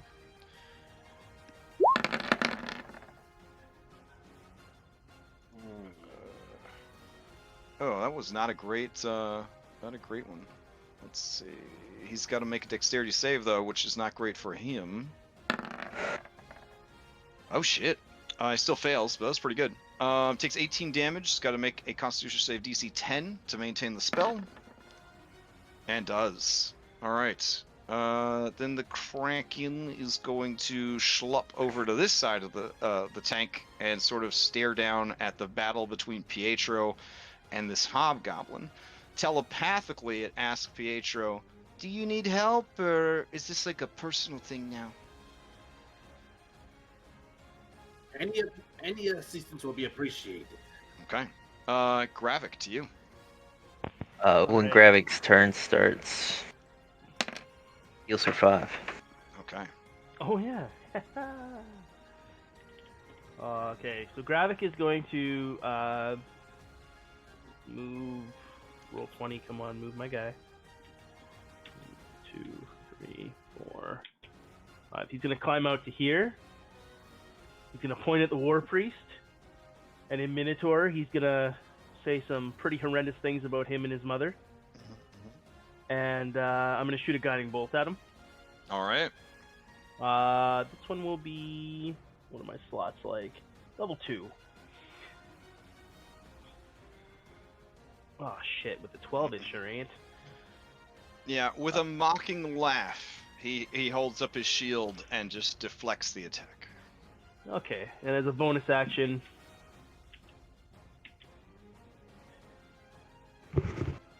the spiritual weapon's gonna move in.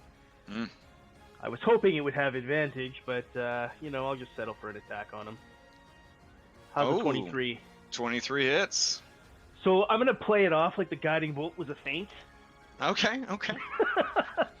Like blasted that so he'd block So- it and not see the spiritual weapon swooping in to hit him. DC 12 to maintain the spell does not. And my goal of bringing Jenna back works. All right, and he is bloodied as well. All right.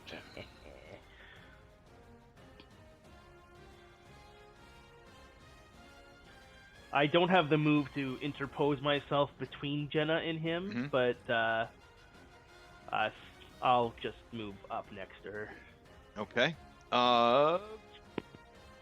That brings us to Garuda. I was muted. Can you hear me? Oh, Yep. yeah, I can hear you. Alright, yep. I will put one shot inside that guy. It's going to be a sharpshooter shot. Which guy? This guy. It's 13 hit? Oh, the guy that's fleeing? Yeah, the running guy. No, 13 does not hit. Yeah, bitch. Alright, I'm going to use advantage on this one. Try it one more time. That's gonna hit. Let's see. And that is enough. He drops. Okay, and then for my last shot, I'm going to put it inside that guy. This is going to Okay. be a normal shot. He's prone though. Right, that's why.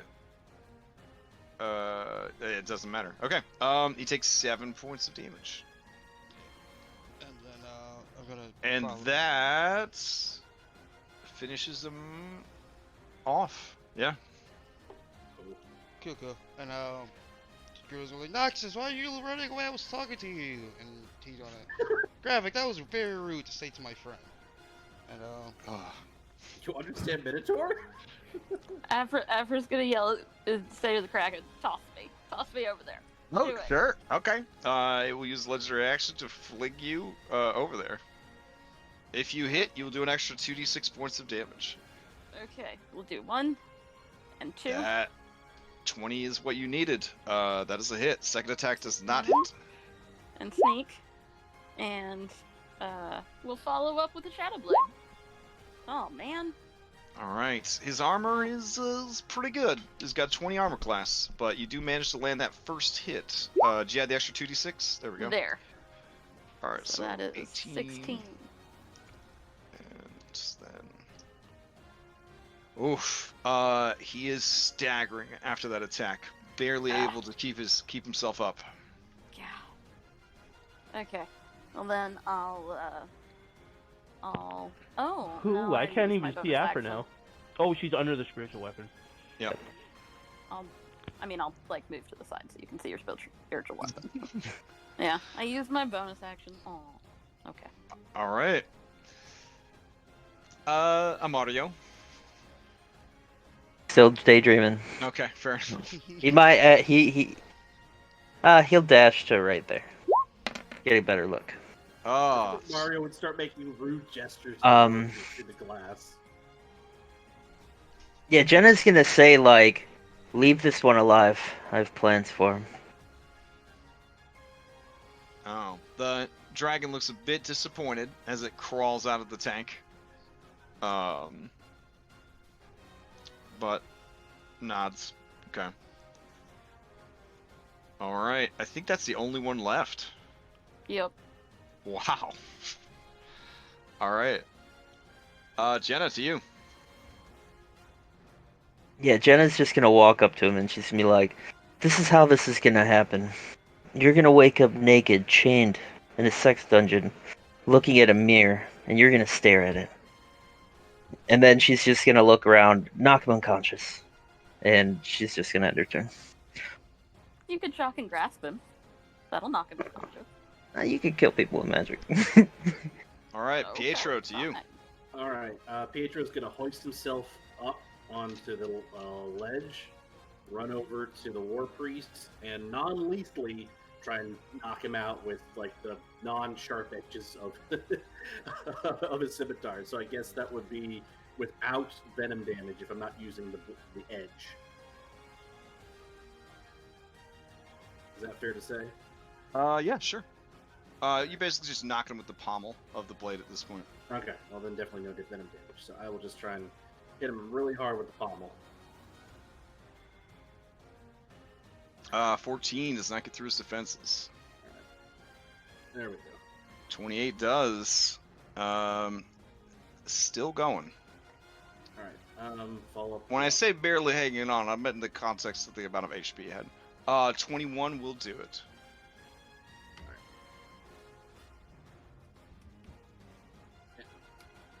Oof. All right.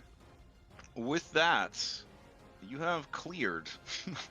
You have cleared the dungeon by only entering one room with it.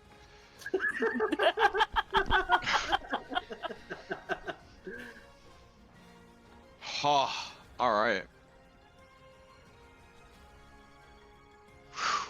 So let me turn off this music. There we Ravik's go. gonna walk over, and he's going to strip his holy symbol off of him. Okay. No magical focus. He's just gonna wrench it off and keep it as a trophy. All right. I guess I'll tie up this dude and do the finger binding trick while I'm at it and make sure he's gagged and blindfolded for good measure. All right.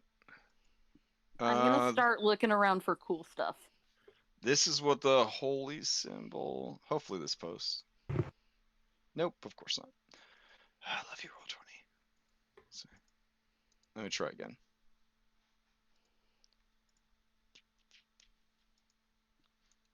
What happened to the music? Oh, the fight's over. So, anyways, if you right-click those broken links, you could open them and see what the holy symbol. It's basically like two waves going in like either direction, like in two opposite directions. It's actually kind of pretty cool holy symbol as far as holy symbols go. It's not like an overplayed like, you know, I'm evil in the ocean and all that kind of deal. All right, let's see. I have some music to play though. Hold on.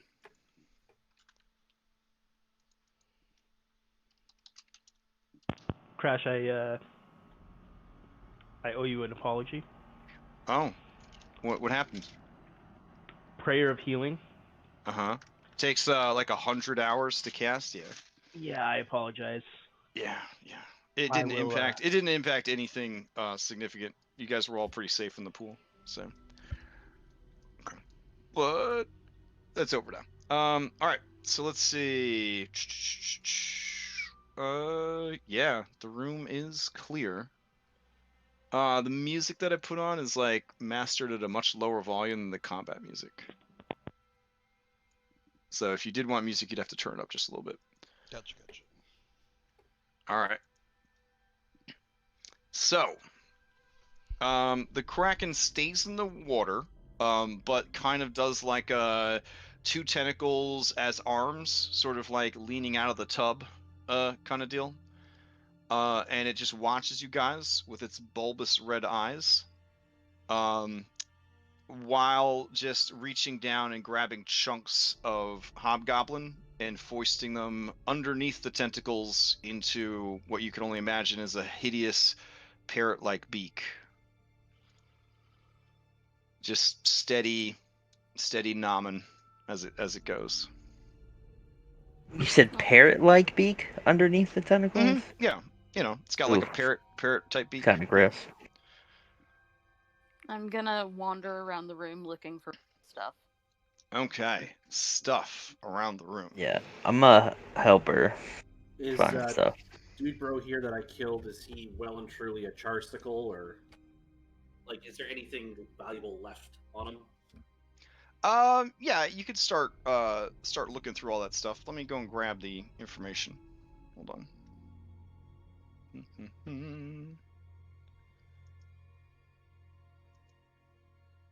And I'm gonna put Mario in his pocket dimension and pull him back out on this side so he can join the party.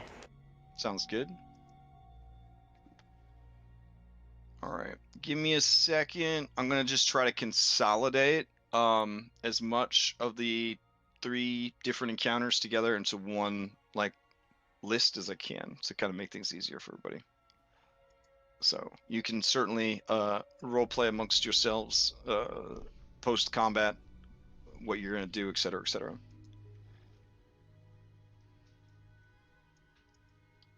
Do we still hear, like, well, I guess you said they couldn't hear the rumbling of cannon fire from above, from the inside, so I guess we can. Yeah, Now that you're inside, yeah, you wouldn't really hear it. I'm gonna send a sending to, using the sending stone to, Bloody Bjorn.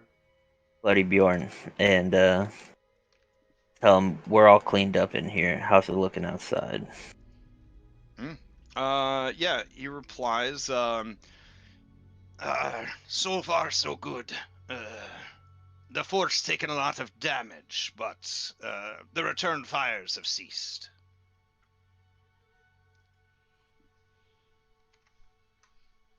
I wish I could respond, but I can't. So, yeah. I will. So how'd they get you in here, kiddo? Yeah, I want to talk to the Kraken too. Okay. Let's see. So the Kraken, baby, kind of looks at all of you as it noms and munches on these bodies. Just, it's very hungry. It's very hungry. It has to maintain a huge calorie input to stay alive. Basically says, well, my father or progenitor, he very important person, and he has a whole secret club and everything. And there were some people in that secret club that were actually bad guys, like that blue fella over there, and they had infiltrated the Kraken Society. And then you see it kind of reach with one of its arms to cover its mouth, as if it has let too much slip about its father's secret society. And then, because who would have ever figured out that a Kraken was associated with the Kraken Society? Holy shit. And basically says, my father maintains a vast kingdom beneath the ocean, with many temples and dungeons and sunken cities. But this splinter group, under the guise of being my protectors and caregivers, actually secreted me away using teleportation magics and all sorts of powerful spells and even allied creatures. There were these eel people. They were really gross. While my father's true supporters were busy with them, that's when they made their move. I've been kept here ever since. Uh, they've taken cuttings from my tentacles and my arms. They've taken blood from me. They've done all sorts of terrible experiments. This guy over here, he's the worst of them all. I would cry out for aid, but everything here seems dampened somehow. Like I can't use my mind in the way that I would like. And as it's saying this, you do see that it has some strange runes tattooed on its head body area. Oh. Can I see if I can, like, figure out what they are and what they're doing? Yeah. That'd be Arcana. Yep. 15. To the best of your knowledge, this is some sort of modification to a private sanctum or a non-detection. It is basically branded upon the creature to make it nearly impossible to find via psionics or magic, while also dampening such a creature's ability to reach out for communications or assistance. Do I feel like I could remove it through like dispel magic or? It would be a very high spellcaster check to remove such a thing. Your estimation is that this is master level spell work, easily performed by an archmage. Such glyphs are employed frequently back home in Thay on key prisoners and slaves. Your father even has a mind flayer in his employ that is controlled by such a glyph. So I assume that because it is so special, I couldn't just like cut it off. Oof. No. More than likely, it goes quote unquote deep, right? So you would be gouging a big part of the creature's head, body, brain, like out. Yeah. But isn't it like Afra's magical tattoo? So like, can we? Is there like a Probably a tattoo much removal? better version. Yeah. I could maybe get rid of it. I need some time to recover though. The creature's convinced that its father could do it, and it's kind of convinced his father could do anything. His father's the greatest. You get some Draco Malfoy vibes, just a little bit. But overall, content to eat the bodies. It throws the armor and equipment down on the ground. It has no interest in that. Just the meat. But yeah, it just seems happy. You get a lot of happy vibes coming off of the creature. But there is the underlying sensation that if it were not convenient to keep you alive, and if you had not displayed such tremendous power, the creature would try to kill you. Great. Or it would try, or it would like to enslave you. Like that's an undisguised sort of psychic undertone that you're getting from the creature. Is that it would very much like to keep you for its own. Yeah, I'm not gonna Oh. talk to him anymore.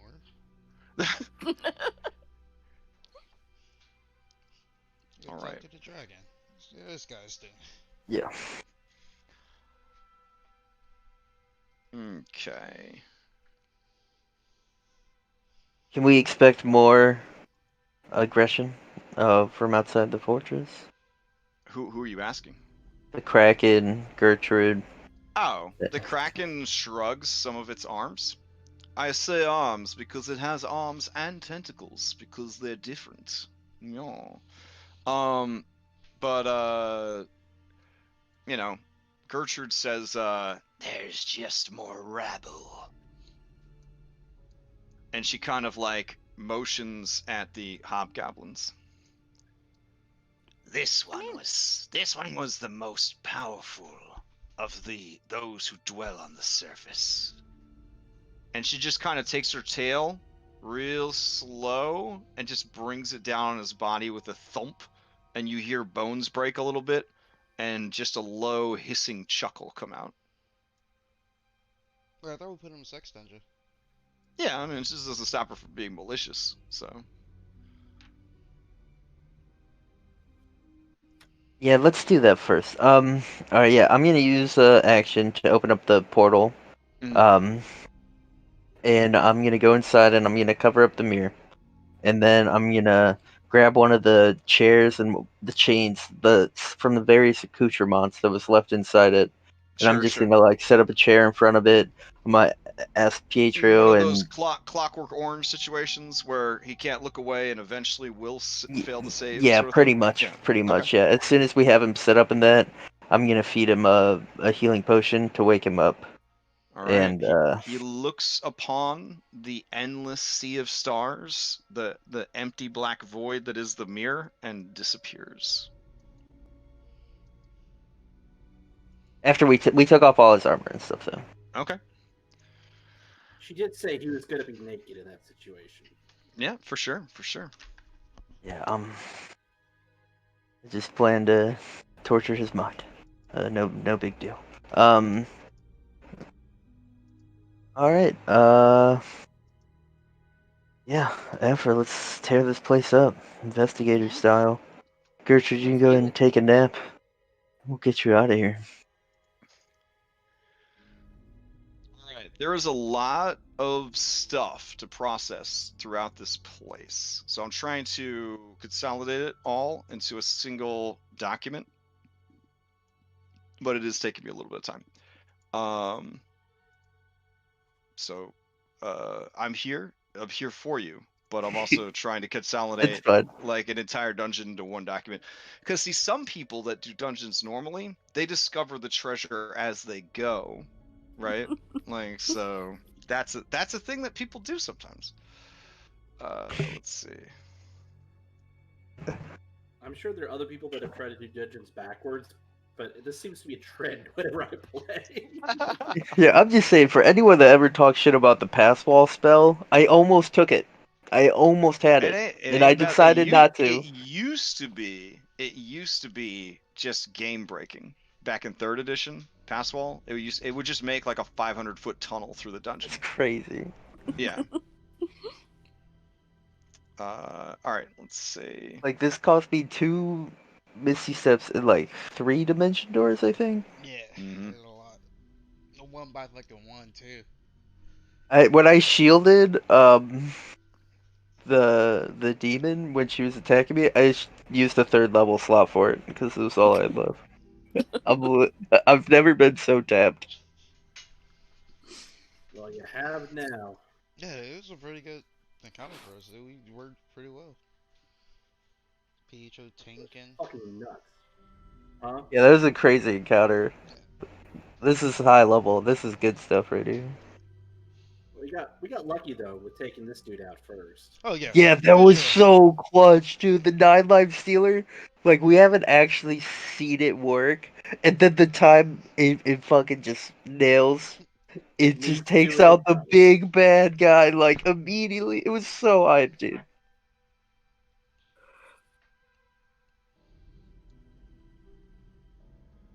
Like, we didn't even get That's any gonna be valuable. dialogue from him. We didn't even get any dialogue. Like, I'm kind of like, Come on, but dog, you caught me monologuing. No, we killed you before you could monologue. What up? yeah. I mean, he started to. He tried. He tried. Okay, well then I caught him monologuing. Ah, I guess that's worse. So, all right. So that and these guys are all gone. So I could get rid of these guys. Well, they're all gone slash dead. Okay. These guys are all dead. I'm assuming you want the upstairs too, yeah, yeah? Yeah, Oh we're yeah, gonna clear it up. Yeah. please. Okay. I think we're about to lose our cowboy. Yep, he's on his way. Alright.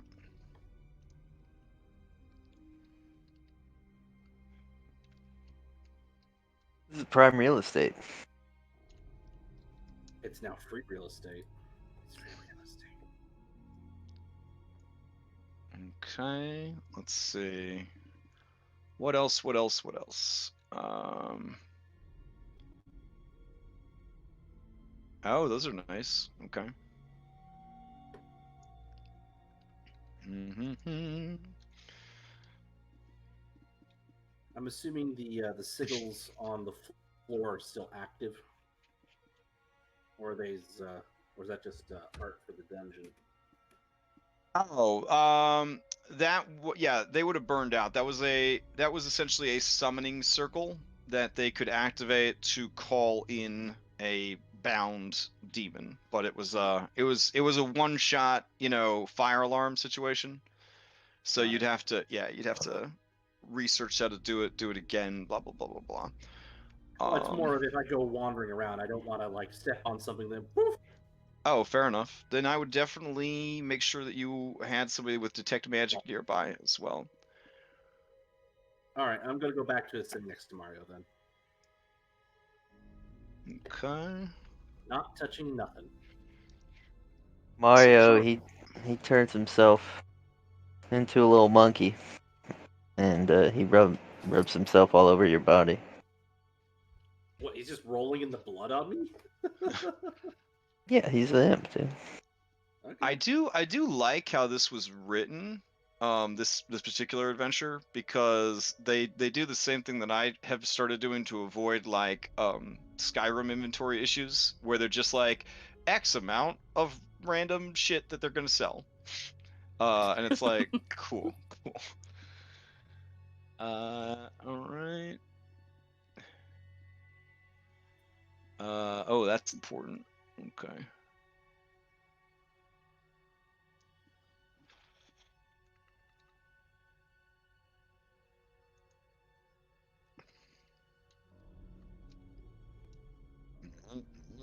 Just keep going.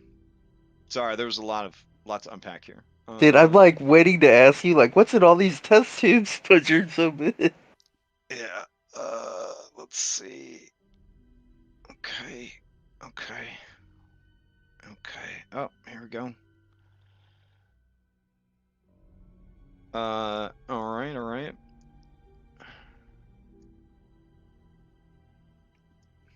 So let's see. We got this, and then okay.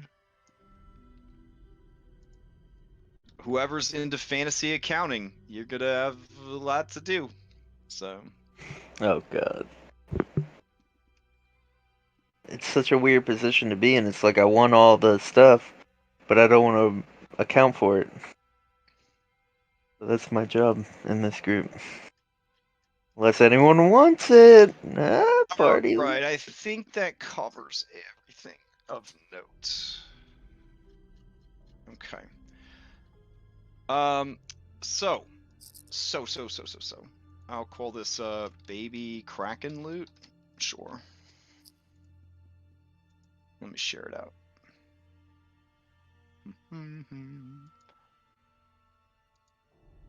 Anyone with the link?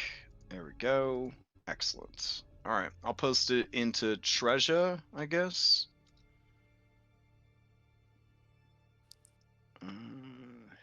Here we go. Alright, so let's take a whirlwind tour, shall we? In this laboratory are a shitload of potions and scrolls. That is the first big block of stuff that you see there, where it says scrolls of, potions of. Well, That there stuff. you go, Jenna. That's your problem right That's- there. Just you got a shit ton of scrolls. A lot of scrolls. Yeah, there is those are stored over here in this little library area. The potions are found all over the place in their various places. Blah blah blah blah blah. Blue Boy was wearing Mariner's plate, so Mariner's armor. That was also plate. Had a vicious mace, and that was the only magic items he had on him, because NPCs are different than PCs. Blah blah blah. Upstairs, the fortress was equipped with 10 small cannons. Some of them were damaged, but you guys have the skill and the money to repair them. So 10 small cannons, not bad. With ammunition and black powder, etc., etc. A wealth of alchemical gear and supplies, including everything from acid and alchemist fire to portable alchemy labs. Essentially, you have a budget of 2,500 GP that must be spent on alchemy-related items.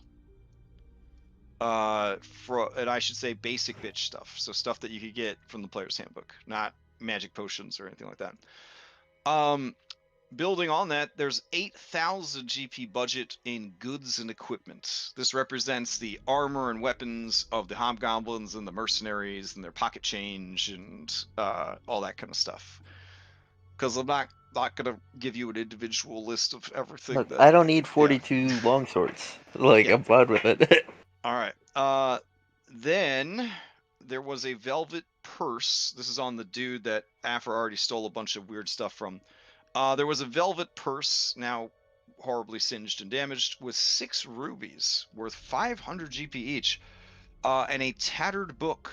This would be the 3rd book this guy had on him, with a florid spiral design on the cover.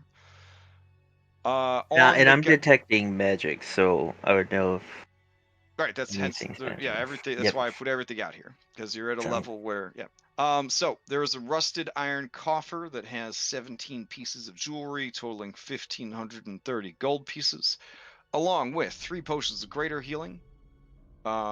Sorry, 3 potions of healing, 4 potions of greater healing, and 6 potions of water breathing. There are stored, essentially upstairs in the fort, 8 sacks of coins, each containing a mixture of 100 silver and 50 gold pieces. Upstairs in the fort, there is also another cache of potions, 3 healing potions, 4 greater healing potions, and 6 potions of water breathing.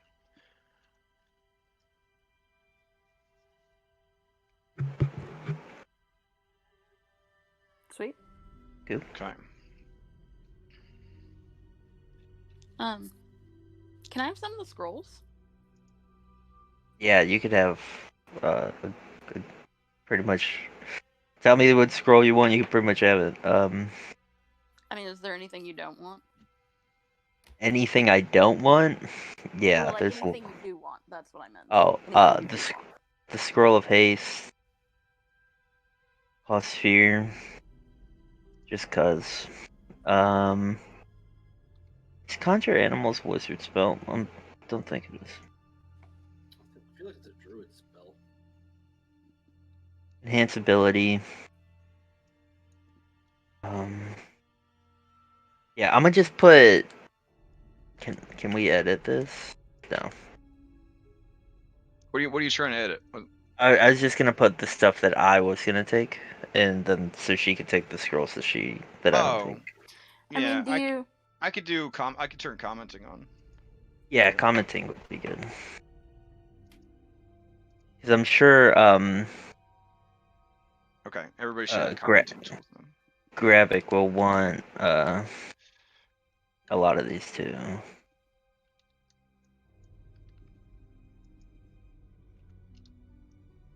Maybe calling.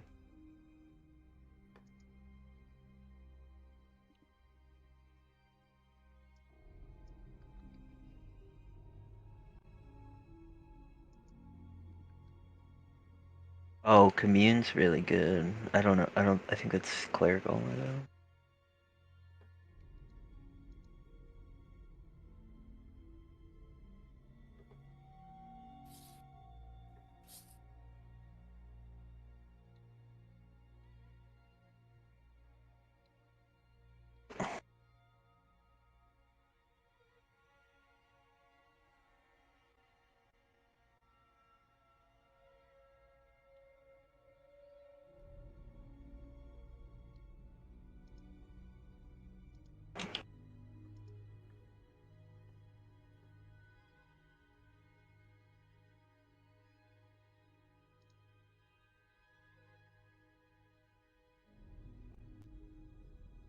Yep, that's it.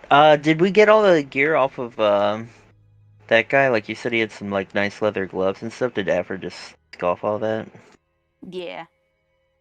Were any of those things magical? Well, no, you were able to pick up the pearl, but all the other stuff you found initially, you wouldn't have been able to grab.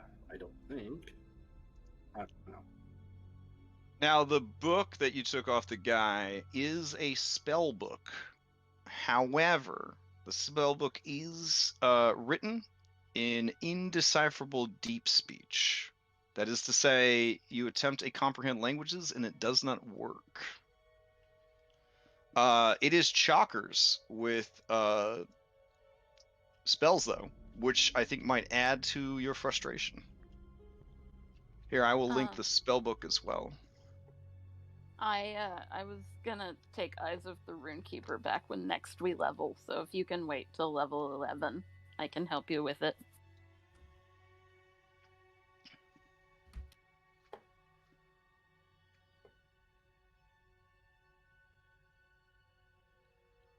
Full of spells.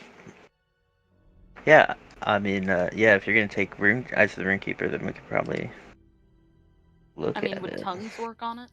Yeah, that was gonna be my question.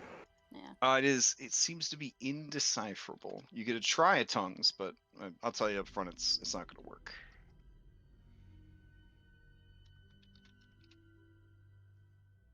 It seems that in order to gain this knowledge, you must be willing to delve deeper into the parts of your mind that wizards are usually not stupid enough to go and unlock. This is more like a I don't want to hurt any feelings, but this is the kind of shit like a great old one warlock would try to get into. You know what I'm saying? Like if they, yeah, they,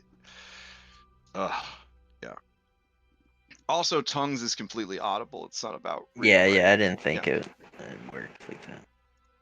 Yeah, I'm not interested in warlocky stuff, so. All right. Over in these tanks, floating in the tanks, you see many of these creatures. They are eel creatures, almost like lampreys. Wait, weren't we attacked by these things at the lighthouse? Or didn't we Yeah. see these? Well, according to Garuda, such things existed, and you saw them. But I don't recall if anyone besides Garuda saw them. And nobody believed me. No, Pietro believed you. I believed you, Garuda. Pedro believed Mm. But they are pretty horrific. They are pretty horrific. Uh, Basically the bodies of lampreys with humanoid arms that end in deadly pinchers. Their skin, a pale membrane of bluish flesh that reveals the intricate and alien organs beneath. Uh, Most of these creatures seem to be dead, but some of them do seem to occasionally pass air bubbles through barely perceptible gills along either side of the head neck area.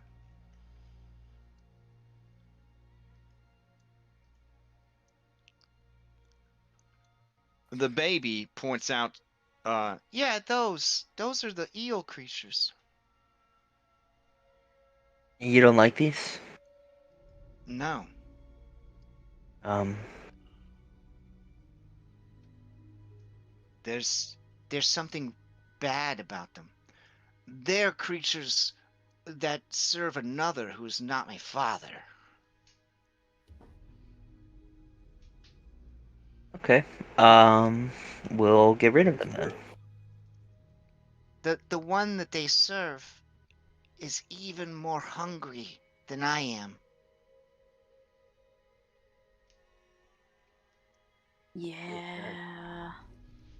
I think he means Umberly. But these, And it kind of gestures with its tentacle, which is the 20-foot long appendage. these ones, they were not serving the hungry lady. These ones were in the service of, And points to this guy right here. What's left of him, the kind of burned husk. And then also, and the blue man. The traitors to my father's great kingdom.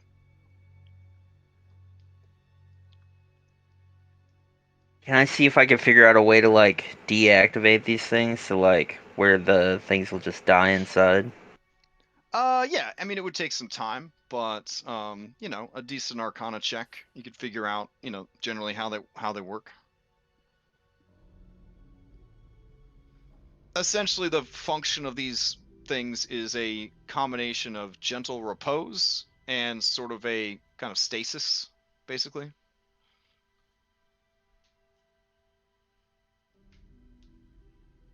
Yeah, we just wanna. We just break open the canisters, let them suffocate in the air. I mean, would they suffocate though? I I have no don't. idea. I am merely spitballing here. Now, amongst all of the stuff that you find, you do find some notes, some research about these creatures. They are Anguillians.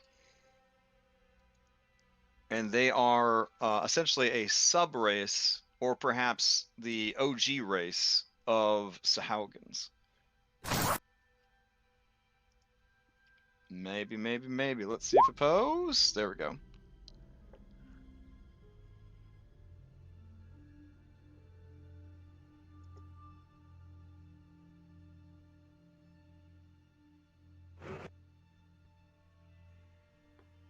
Basically, they are deep sea Sahaugans. They are exceptionally rare, and unlike Sahaugans who worship their like living shark goddess, who I believe her name is Seketh. I'm trying to remember. Sorry, Sekola is the god of the there we go, of the Sahaugan. These creatures generally venerate the great old ones who sleep at the bottom of the ocean. I'm talking like Mariana Trench, bottom of the ocean. These are a creature that are adapted to deep sea life. Basically, the reason that these came under the possession of the man known as Victor, who is the guy with the glasses who is dead now, is they are worshippers of Anguillisis, she who hungers in the deep. They were captured and essentially studied and tortured to discover as much information as they could about the species and about she who hungers in the deep.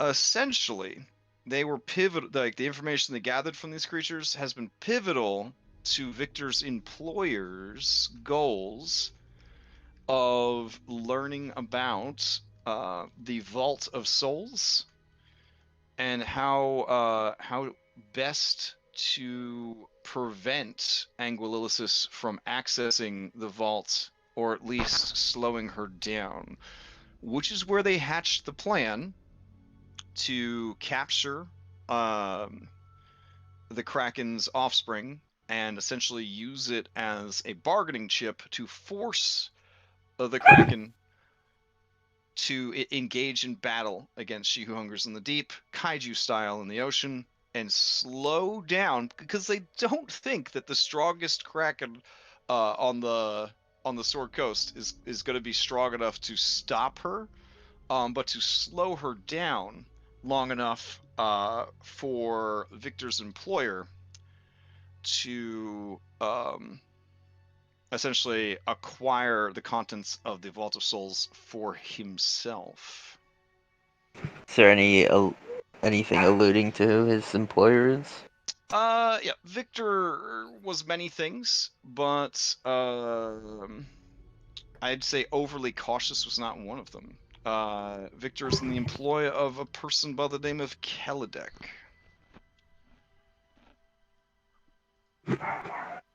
And there's like implicating information, I mean, or is yeah, basically this guy had notes and documents and things like that, and they say that, yeah, he works for Kelidek the Unspoken. when we show Prime Water this, it should be enough to sway him to our side. I mean, we can show the Kraken that. True. It's very good. These bodies, would they be worth something to like collectors of the strange and Oh, for sure, for obscure? sure. They're extremely rare. This is these creatures literally live at the bottom of like the D&D Mariana Trench. Like They're very rarely seen, if ever. How big and heavy are these tanks then? Well, thousands of pounds. If we didn't mess with the tanks, do I feel like the creatures would just be unharmed? Like, or they're just in like Yeah, a stasis, right? they have they're not plugged into the wall or anything. There's no electricity. They have their own self-sustaining magic. Okay. I don't have Yeah. time to figure that out, but According to the notes on these creatures, the basic bitch members of their species are roughly medium size. They have a moral compass that is in line with what the Sword Coast would consider lawful evil. So they are highly structured and organized. And they use that structure and organization to benefit their goals, but they have very little care for traditional morality. So it's more about order and structure, but they also have a bloodlust to them, similar to the Sahaugen. So they have the blood frenzy ability. They can survive on land, but only for about 4 hours, and then they die. They are telepathic to each other and to any sort of eel or eel-like creature. They underwater, their transparent skin actually grants them advantage on stealth checks because they basically disappear. Furthermore, they are slippery. So as a bonus action, they can move. Going super mechanical here. As a bonus action, they can move up to 10 feet without provoking opportunities, which is kind of cool. In combat, they have a horrible bite that drains your Constitution score, which is pretty cool.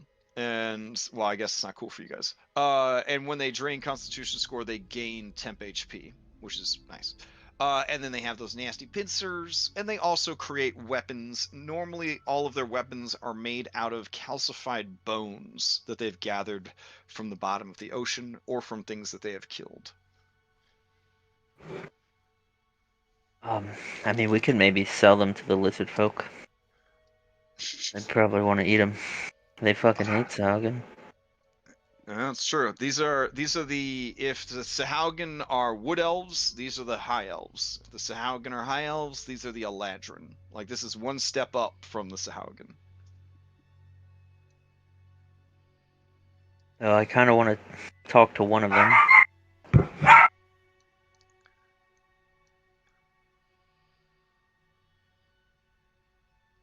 I'm sorry, my dog is going crazy. Can we do I think I could like revive one of them enough to like talk and be like have a conversation with me? I mean, yeah, there are a few specimens that do seem to be alive. You would have to release them from their stasis. Release one. With your big brain, there is some concern that based on this guy's notes and based on the fact that there's an eel dragon, as you kind of flip back and forth between several different notebooks and piles of papers, you see that Gertie was actually I don't want to say in love with, but basically the reason she was so loyal to Victor is he was basically creating like a pheromone almost using like byproducts from these creatures that was helping him control her. Is there like the like instructions like how he was making the pheromone? Yeah, I mean And like do I find some of it? it's jumbled up in his notes, but certainly somebody trained in alchemist tools could attempt to reproduce the formula. Yeah, let's talk about Gertrude because she's like an evil dragon, right? I'm No, pretty she's sure. actually unaligned. Okay, yeah, then I'll just ask her. I'll be like, Gertrude, what do you plan to do from here? I mean, she stares out the windows of the ocean, and she says, I wish to return home, but I understand that I have perhaps owe you something.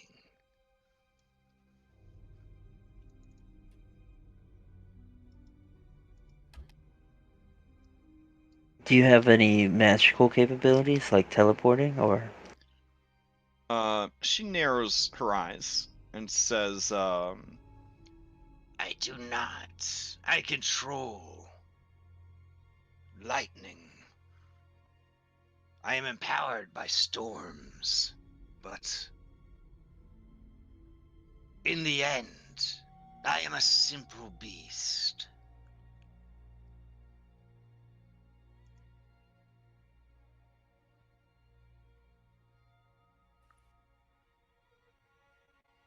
I mean, I guess she could come with us when we do the, big dungeon.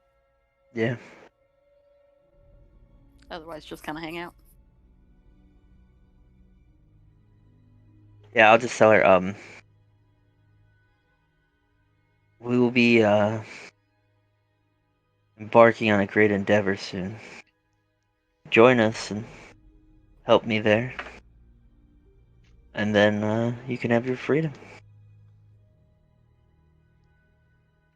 okay. So she narrows her eyes and says, And what happens to me in the meantime? I mean, you can just swim around my ship, hunt in the ocean.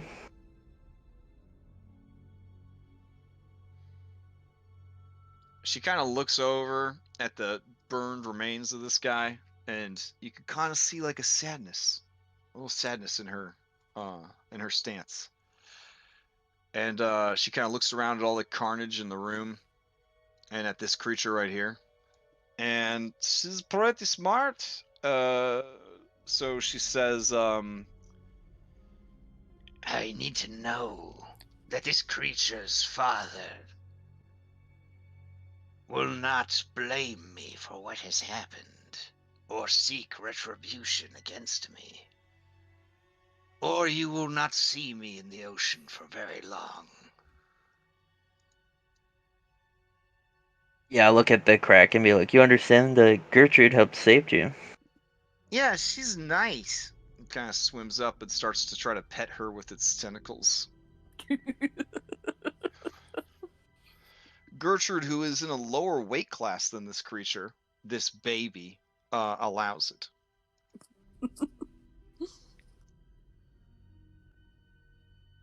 Okay.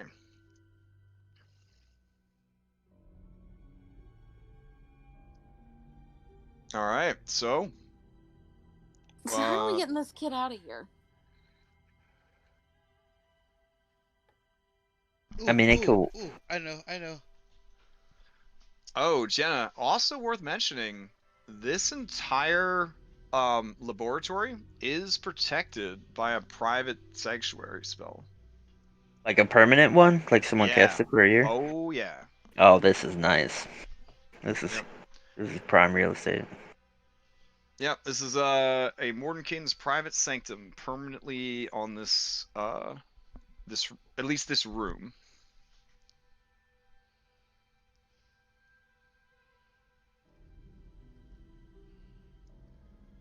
The only effects that it has going on is preventing divination effects.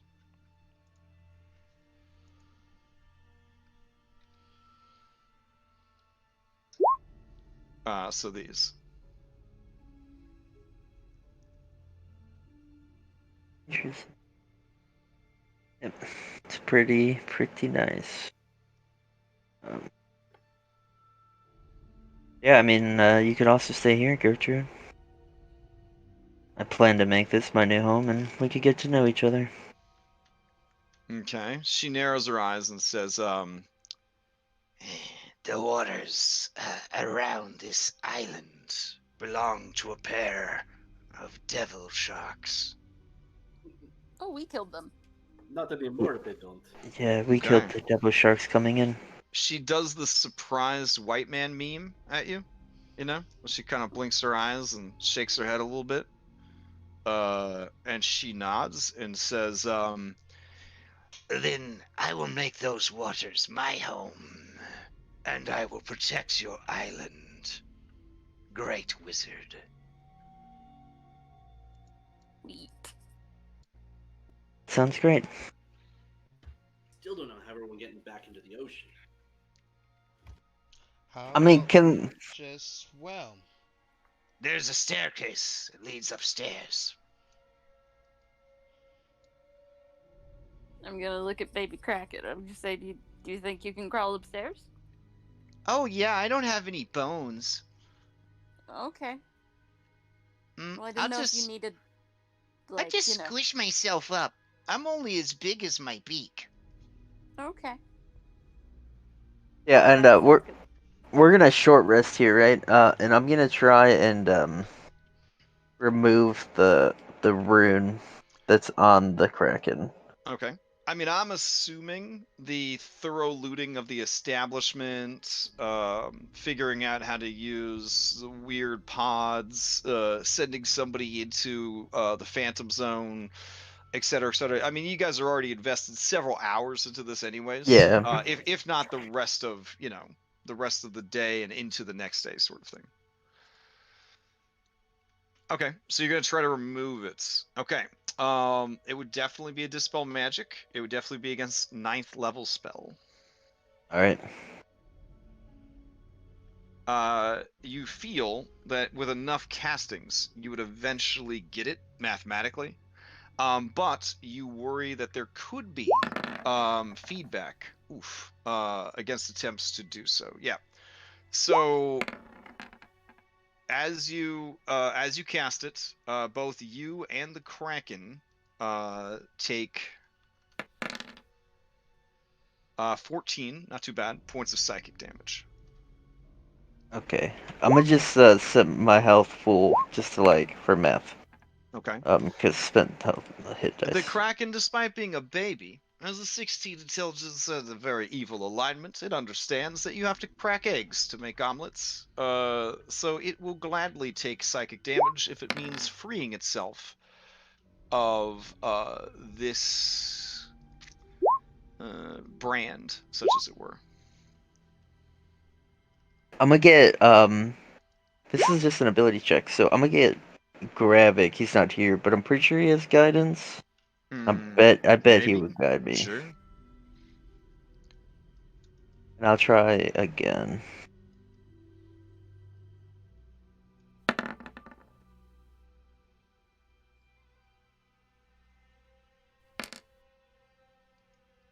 $19.